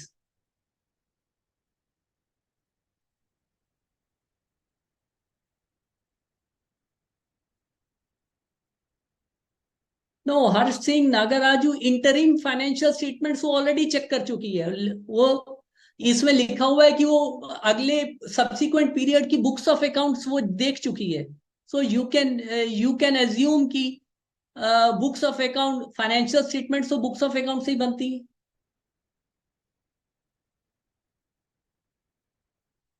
सो क्या चीज, किस चीज से वो श्योर होगी कि कोई सब्सिक्वेंट इवेंट्स अभी अनआइडेंटिफाइड नहीं है? उसने रिपोर्ट पे भैया कुछ दिन बाद साइन करने हैं. ओके. नो, ये तो हो चुका है. Interim financial statement, day book, ये सब हो चुका है.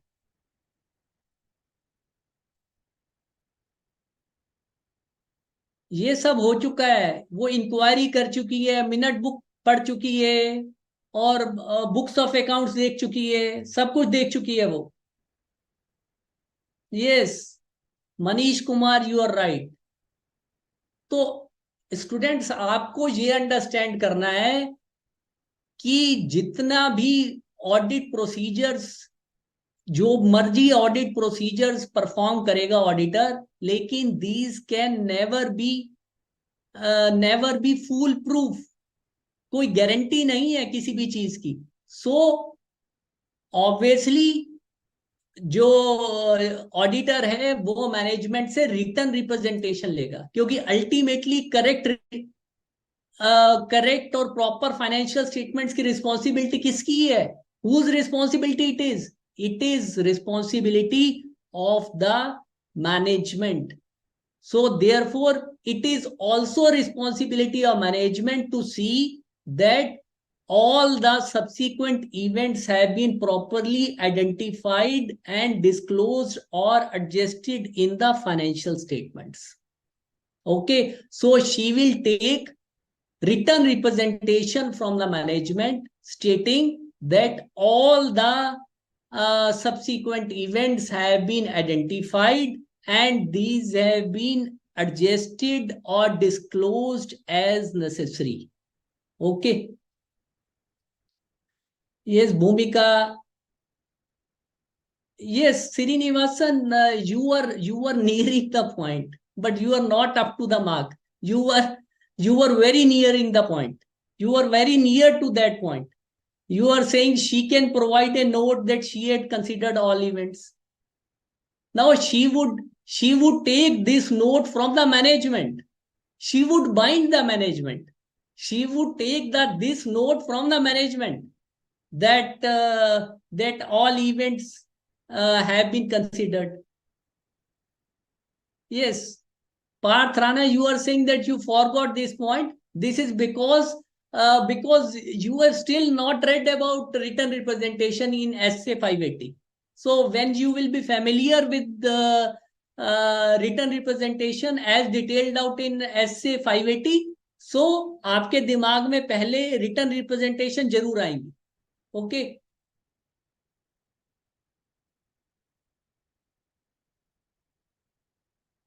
So, guys, we shall take a break of 10 minutes here and we'll come back after 10 minutes. So, break for 10 minutes.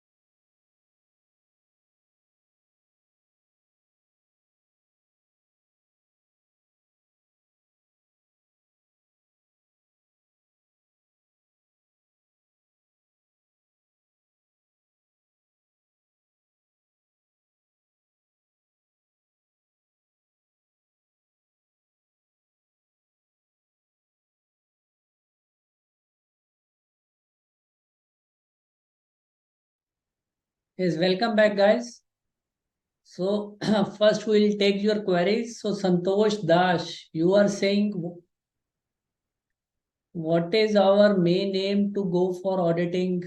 So you are still stuck in chapter 1, Santosh. Main aim of audit is to obtain reasonable assurance whether financial statements are free from material misstatements.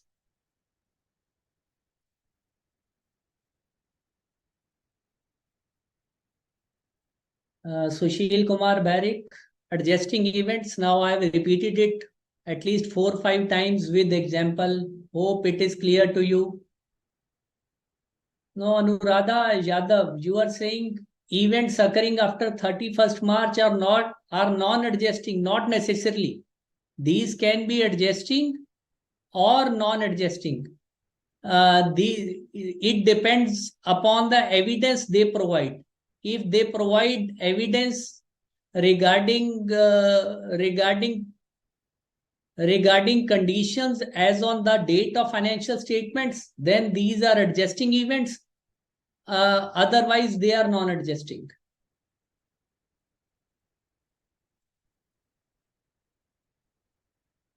Anmol Patwa, you are saying why all events after balance sheet date cannot record in next year of financial statements instead of why do make adjustment?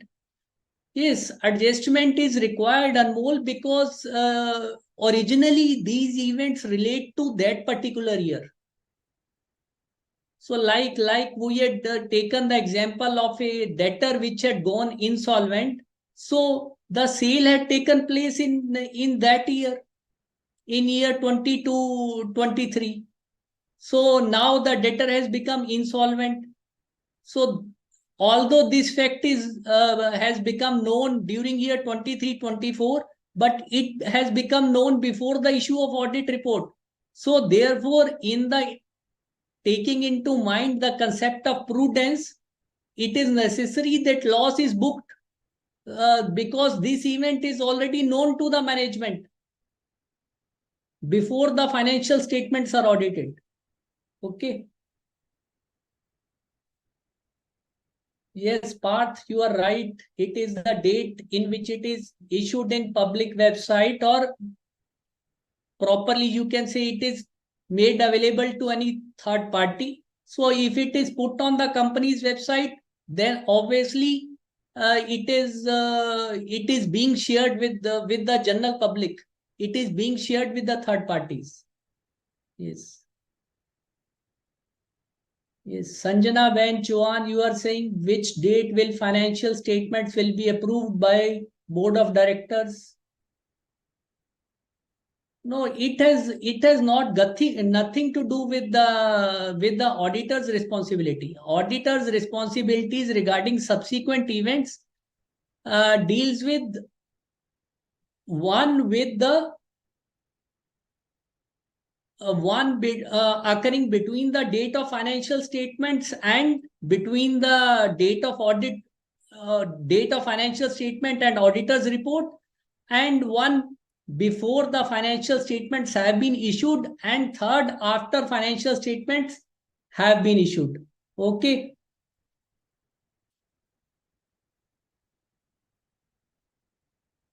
So, Srinivasan, you are saying financial statements are issued after shareholders' approval in AGM.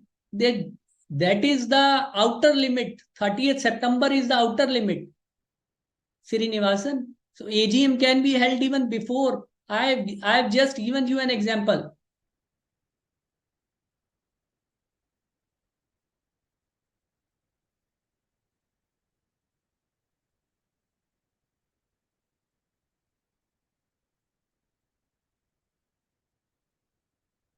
Yes, Nagaraju, you are asking, is it audit engagement should ask the management the events before issuing the audit report?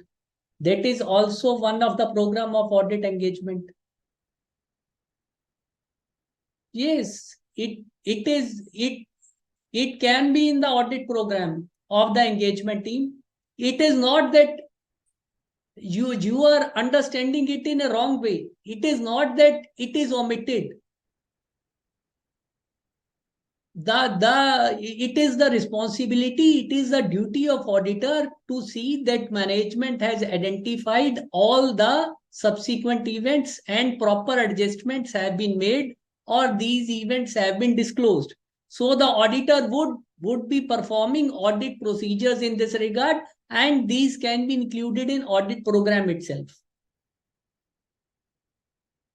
Yes, Ravina, you are saying, is it checking internal controls? Yes, in first point. It is similar to the internal control. Like the auditor is verifying what the system in place the management has about identification of subsequent events. पहले तो उसके पास management के पास system procedures होने चाहिए ना कि वो subsequent events identify भी करें. Yes, you are right Raveena. Yes, Harmisha, you are saying what will auditor's opinion if there is a question raised on going concern between date of financial statement and date of auditor's report. So, Harmisha, we shall be coming to the going concern issue and implications of the auditor's report in next topic. So, this point would be clear to you there. Yes, Srinivasan, again, we can also get from frequent events company file with BSc website. Yes, that can be a procedure. So whatever is written in your module, these are specific procedures. There can be certain other procedures also.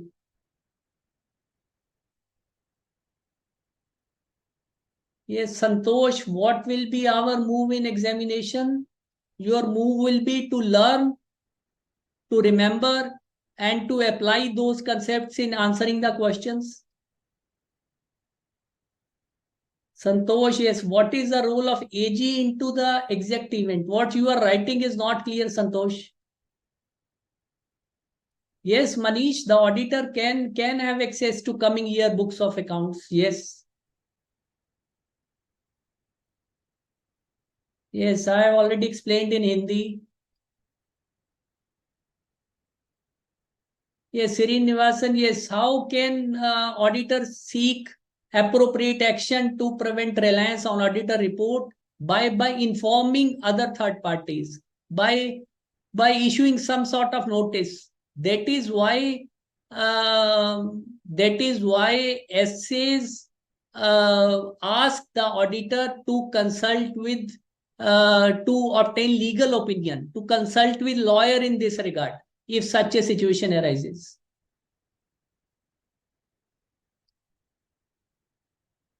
Yes, Aisha, you are saying why would management refuse to listen? Yes, it would be a problem for them, but they may not agree with the point of view of auditor. It can happen. They may not agree with the point of view of the auditor.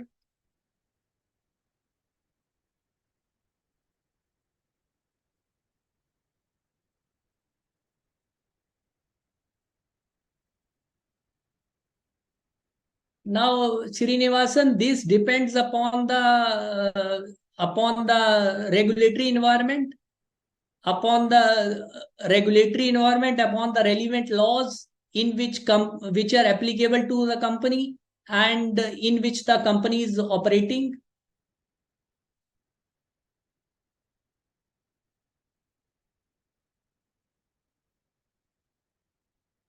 Yes, ethnic rugs, I have already explained traditional rugs. Yes.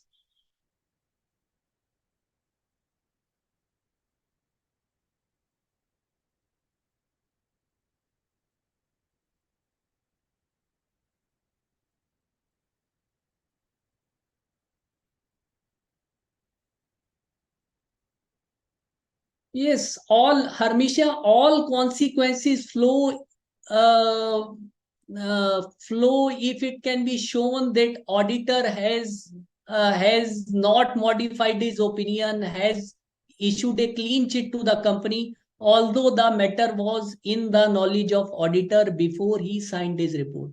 However, if he can prove that this matter was not in his knowledge, that he has no means to access to this matter at the time he signed the audit report, then it will be a different situation.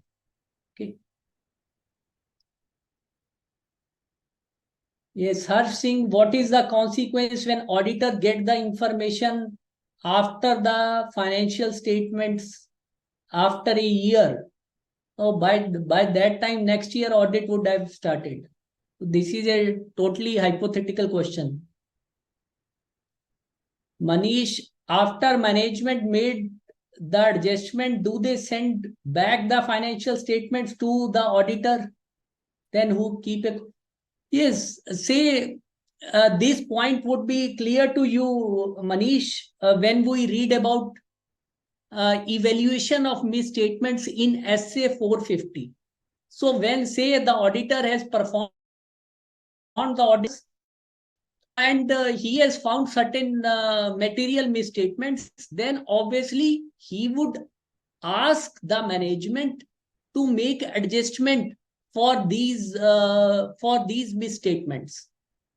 Okay, so uh, obviously the management would be amending those financial statements, and it is on these adjusted financial statements the auditor would be expressing his opinion. Okay.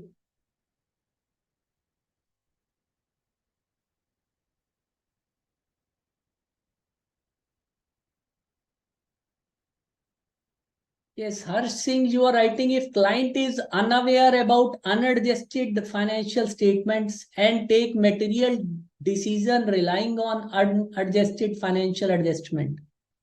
Harsh, your question is not clear. Write clearly what you want to convey. Many things, many interpretations. Please write clearly. Devraj, essays mean standards on auditing.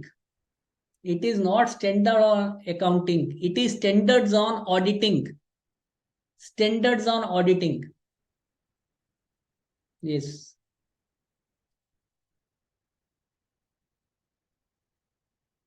So students, now we start a new topic, that is essay 570. Going concern.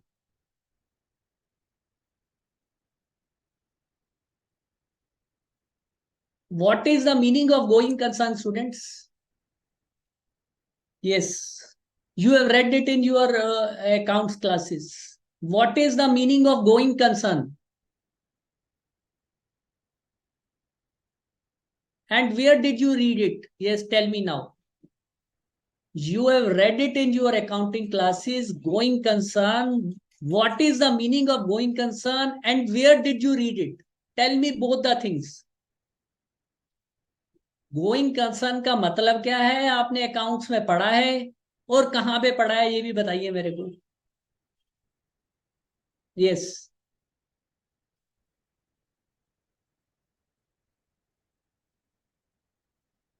Yes, also tell what is the meaning of going concern. Also tell what is the meaning of going concern, what it is and where you have read it in your accounts classes.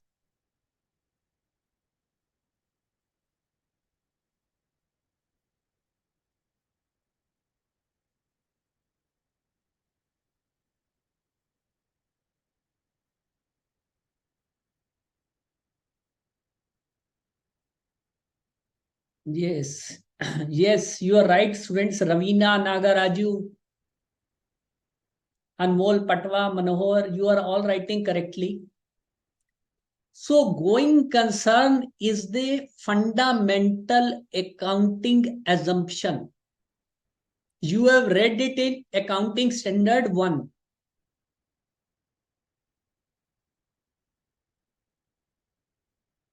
It is a fundamental accounting assumption.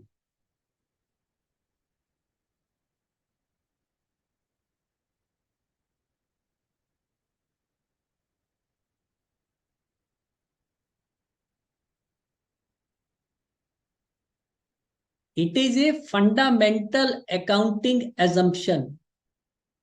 Okay, so going concern का मतलब क्या है, students? Going concern means that the entity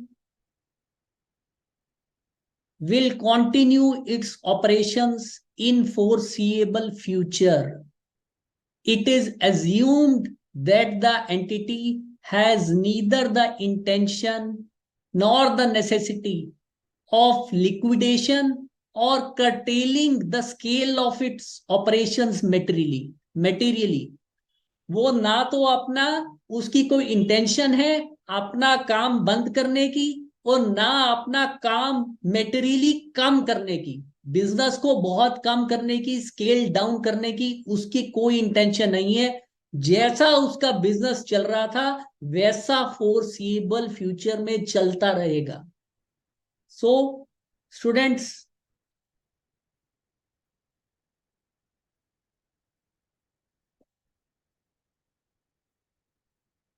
going concern means that the entity will carry out its operations in foreseeable future. It is one of the fundamental accounting assumptions. Fundamental accounting assumption का क्या मतलब है?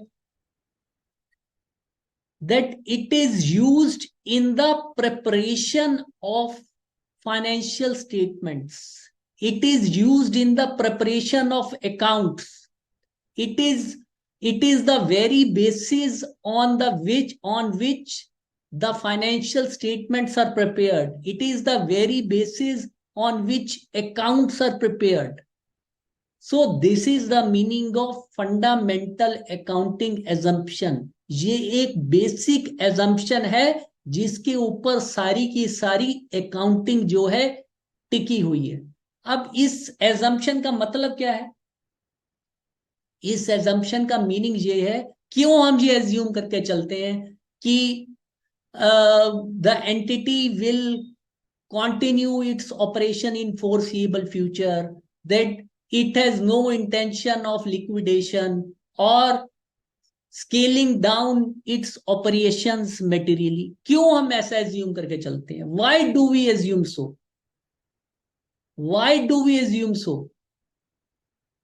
So students, first of all, tell me what are other fundamental accounting assumptions? Okay, tell me. Besides going concern, what are other two fundamental accounting assumptions? Yes, tell me. You have read it in your accounts classes in AS1. Tell me what are other two fundamental accounting assumptions?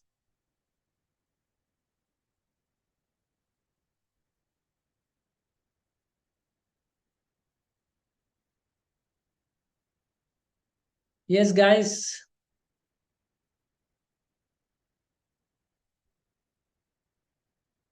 Tell me what are the other two fundamental accounting assumption besides going concern? Yes. Yes, you are writing correctly. Accrual and consistency, Sangeeta. Yes. Jyoti, you are also writing accrual and consistency. So,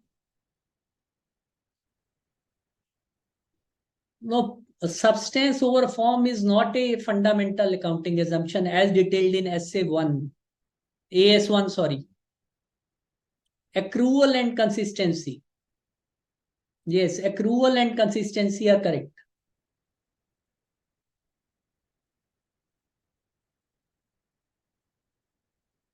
So students, what is the meaning of accrual? Now, there are three fundamental accounting assumptions: going concern, consistency, and accrual. Going concern, तो हमने समझ लिया that the entity will continue its operations in foreseeable future. It has no intention of liquidation. It has no intention of closing down its operations. It has no intention of neither intention nor necessity of materially scaling down its operations. And consistency means that that accounting policies are followed are on a consistent basis, on a period to period basis. And what is accrual? What is accrual? Yes. What is accrual, guys? What is the meaning of term accrual as defined in Accounting Standard 1 as one of the three fundamental accounting assumptions?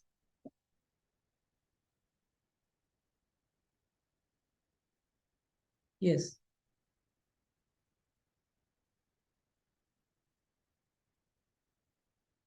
Yes, Harsh Singh, I will see your question after I finish this topic.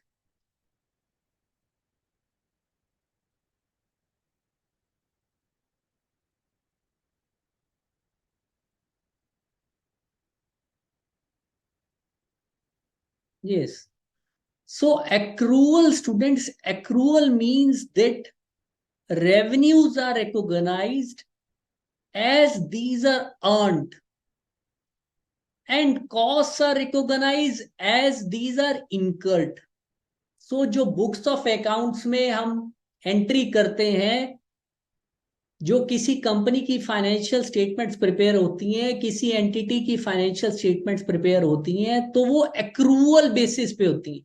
Accrual का क्या मतलब है कि revenue को जो income side है वो हम रिकॉग्नाइज करते हैं जैसे ही वो अर्न होती है, ना कि तब जबकि पैसा आएगा. जैसे ही आपने बिल रेज किया वैसे ही आप बुक्स में सेल की एंट्री कर लेते हैं, ना कि जब पैसा आएगा डेटर से. वो तो आप करेंगे ही करेंगे, लेकिन तब सेल को रिकॉग्नाइज नहीं करते जब पैसा आया. आप तभी रिकॉग्नाइज कर लेते हैं जब सेल हुई. ऐसे ही आप कॉस्ट को तब रिकॉग्नाइज करते हैं जब वो इनकर हुई, ना कि जब आपको पेमेंट करनी है. पेमेंट तो अब जब आपने कॉस्ट को रिकॉग्नाइज कर लिया तो लाइबिलिटी क्रिएट हो गई, तो बाद में आप उसकी पेमेंट कर देंगे. ठीक है. So this is the meaning of accrual, that revenues are recognized as these are earned and costs are recognized as these are incurred. So remember these both important words. Costs are incurred and revenues are earned. So revenues are recognized as these are earned, not when these are received. Similarly, costs are recognized when these are incurred, not when these are paid. Okay. So tell me, guys, how going concern is related with accrual. Now I have told you the meaning of both these terms, going concern and accrual. Both the terms are clear to you. Now tell me how going concern is related to the accrual. How going concern accounting assumption is related to the accrual. Yes, come on, guys. Think analytically.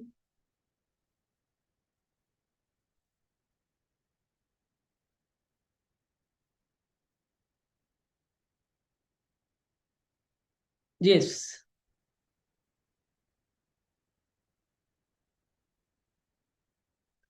How going concern can be related with accrual. Yes, थोड़ा अपने दिमाग पे जोर डालो students. थोड़ा put a little strain on your mind, put a little extra effort. सोचो जरा क्या रिलेशन हो सकता है गोइंग कंसर्न और एक्रूअल के बीच में.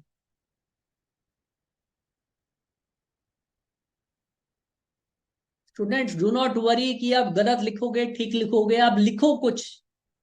You right what ever is coming in your mind. इस बात से मत घबराएं कि क्या आप गलत लिखोगे या आपका लॉजिकल होगा नहीं होगा. आप जो आपको ठीक लग रहा है आप लिखिए.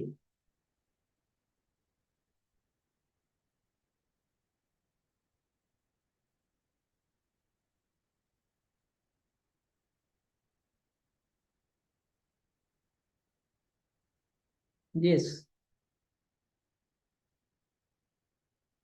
Yes, Srinivasan, you are, because revenue and costs are deferred, it can be recognized in future. So going concern, is going concern.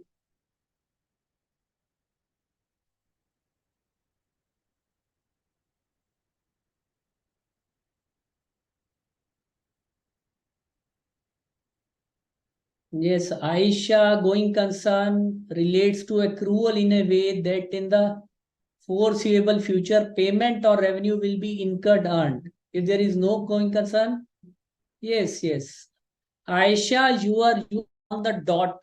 You are perfect.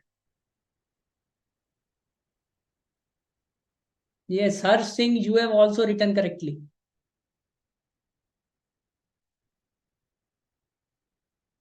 So, students, you have to understand that accounts are prepared on assumption of a going concern. It means like in the example of booking revenue, like in the example of booking sales, we assume that money which is going to be received from the debtor, it will be realized. And say in case of expenses, we assume that liability which has been created for the expenses, it is going to be paid. So this is the very meaning of accrual. And this takes us to the concept of going concern. That very fundamental, the very crux of going concern is that all the assets would be realized and the liabilities would be paid. Okay.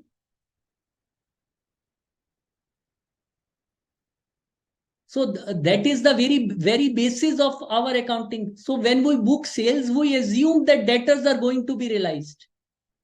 And when we book creditors, we know that these are going to be paid.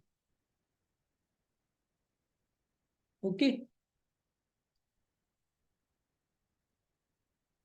So that is the very basis of accounting. So when the significance of going concern is due to its effect on the preparation of financial statements. क्यों हम going concern को इतनी importance क्यों दी जाती है? क्योंकि because it is the fundamental accounting assumption and it has effect on preparation of financial statements. अगर कोई एंटिटी गोइंग कंसर्न है तो नॉर्मल एक्रूअल बेसिस पे उसके फाइनेंशियल स्टेटमेंट्स बनेगी. सब जो है उसको हम एक्रूअल बेसिस पे रिकॉर्ड करेंगे, क्योंकि हमें पता है कि जो the money which is due, it is going to be received, it is expected to be received, that we do not know anything that money would not be received. And for liabilities, we assume that money is going to be paid. We do not know anything that money is not going to be paid. So therefore we say that ability or otherwise of an enterprise to be viewed as going concern affects its preparation of financial statements. Therefore, if an entity is viewed as a going concern, it affects the preparation of its financial statements, because if it is viewed as a going concern, the assets and liabilities would be recognized on accrual basis, on the fact that these amount would be realized or paid at the amounts which have been recorded in the books of accounts. However, if an entity is not viewed as a going concern, अगर हमें ये पता चले कि वो entity going concern नहीं है, it is going to shut down its shop, it is going to shut down its operation, then the financial statements would be prepared on liquidation basis. These would be these would be prepared on realizable amount, which is going to be realized, like like inventories. Like for example, the inventories may have to be shown on the on their realizable value, because they may be sold at a lower price, because the business is going to be shut down. तो जो भी पैसा मिलता है उसको ले लो, उस पे रिकॉर्ड होंगी. Okay, so assets may have to be recorded at the prices they will fetch. So this is the difference between the two cases, when an entity is viewed as a going concern and when an entity is not viewed as a going concern. आपका पूरा का पूरा accounts बनाने का, financial statements बनाने का basis ही बदल जाता है. The basis is going to change. That is why there is so much importance, there is so much significance attached to going concern, and that is why responsibility has been cast upon the auditor to uh, verify this going concern assumption of basis, assumption for preparation of accounts. Okay, so clear, students? Is it clear to you the concept of going concern, its significance, why it is important? So what does SA 570 deal with?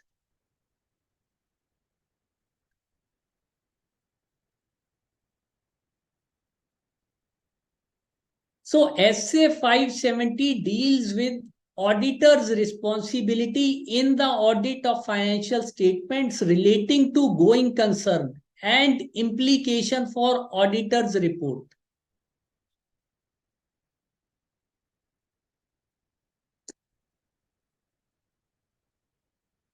So it deals with two things. It deals with two things. SA 570 deals with two things. It deals with auditor's responsibility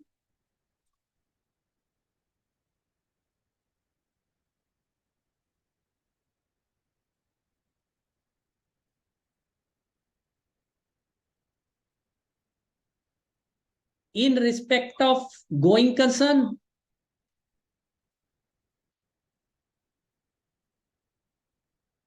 and implications for audit report.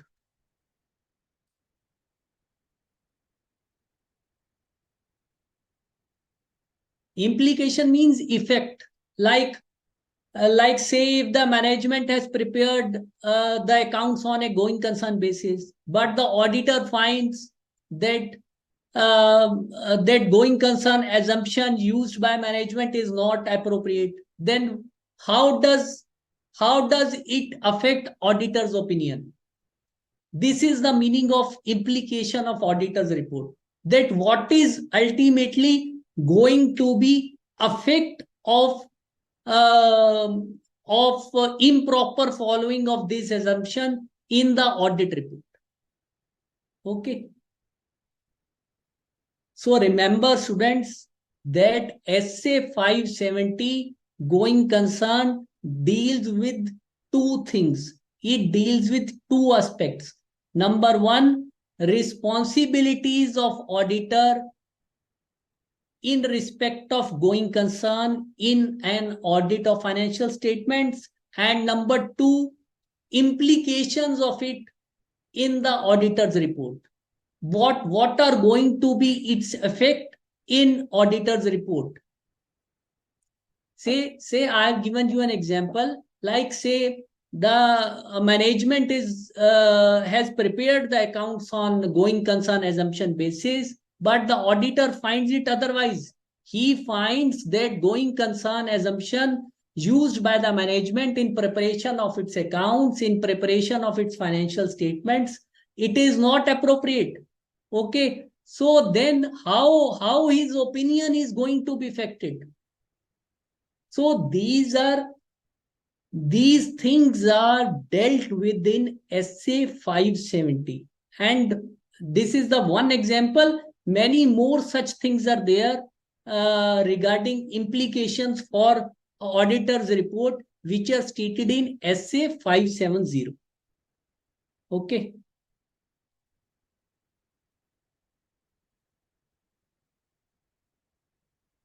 Clear, guys? So, students, tell me then, whose responsibility is to ensure assessment of entities' liability to continue as going concern? Whose responsibility it is to assess entities' ability to continue as going concern? इस चीज को कौन assess करेगा? Who will assess this first, that entity will continue as a going concern? Who will assess this firstly, that entity will continue as a going concern? Yes, tell me, guys.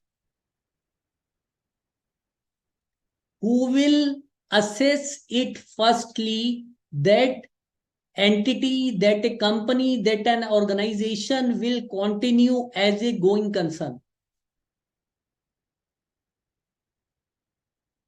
Yes. Yes, Jay Patel, Gajendra, Kadambari, Harmisha, Mukteshwari, Manohar, all of you are right. You are writing management. Anmol, you are writing auditor. यहीं पे गलती हो जाती है. आप Anmol, tell me, whose responsibility is to prepare financial statements? Management. Whose responsibility is to prepare? Whose responsibility is to ensure that financial statements are prepared properly? Management. Then whose responsibility is to ensure that all the assumptions followed in preparation of financial statements are proper? Obviously, management. So the primary responsibility, the foremost responsibility lies with the management of the entity, management of the company, management of the organization, to assess it entity's ability to continue as a going concern. Auditor तो picture में बाद में आएगा. पहले तो management assess करेगी. First of all, management is going to assess that whether the entity will continue as a going concern. उसके बाद जो मैनेजमेंट असेस करेगी उसको ऑडिटर देखेगा. यहीं पे स्टूडेंट्स एग्जाम में गलती हो जाती है, और many of the students write this as an auditor. It is the management whose primary responsibility is to assess whether the entity, whether the organization will continue as a going concern or not. So you have to understand this thing foremost clearly. Okay.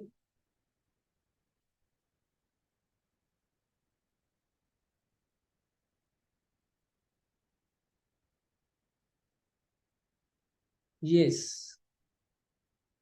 ठीक है students, आपको यहां तक clear है? So you have understood the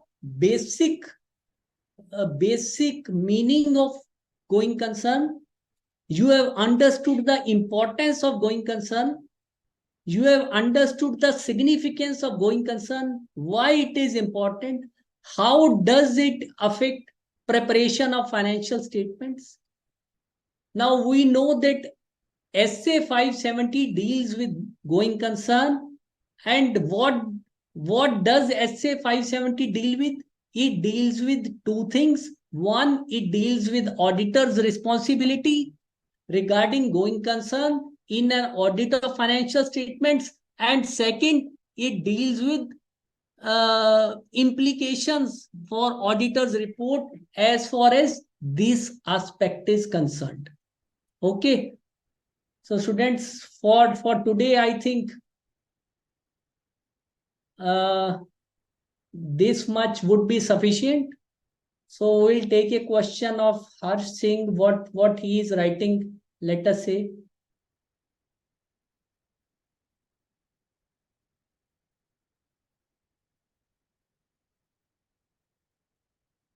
Yes, Harsh, you are writing, my concern is if client of company is unaware that financial statements contain misstatements.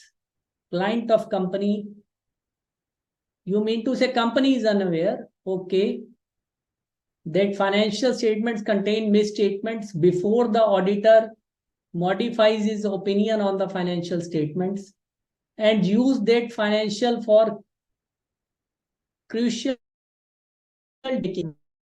What consequence of this wrong interpretation? Yes, Harsh Singh, you have to understand that, say you are talking about a scenario, a case where the financial statements have been issued by the company to the third parties. It has already been issued. So, and obviously he would be relying upon those financial statements, and he is unaware, he is relying on the paper which is before him, he is relying on the audit report which is before him. So he would be relying on these financial statements in good faith. Okay. Now, if it comes to the notice of the auditor that these financial statements require amendment after these have been issued, as you are pointing out in this case, then he would take steps to inform all the persons to whom these report has been issued to prevent their reliance. Okay, and the auditor would be responsible only if he doesn't take steps to prevent reliance. Okay,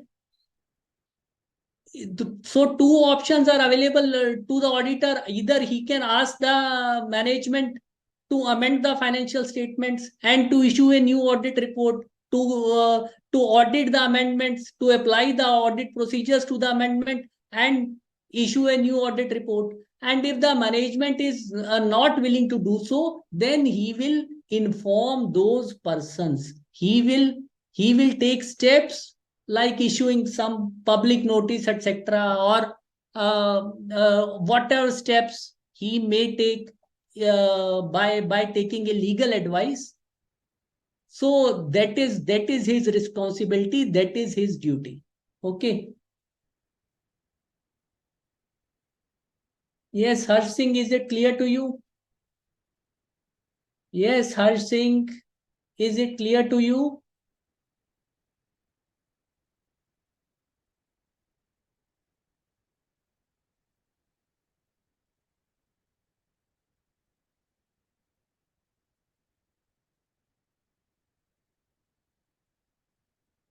Yes. Okay, the point is clear. So that's over for today, guys. Have a nice day. Thank you. Thank you so much.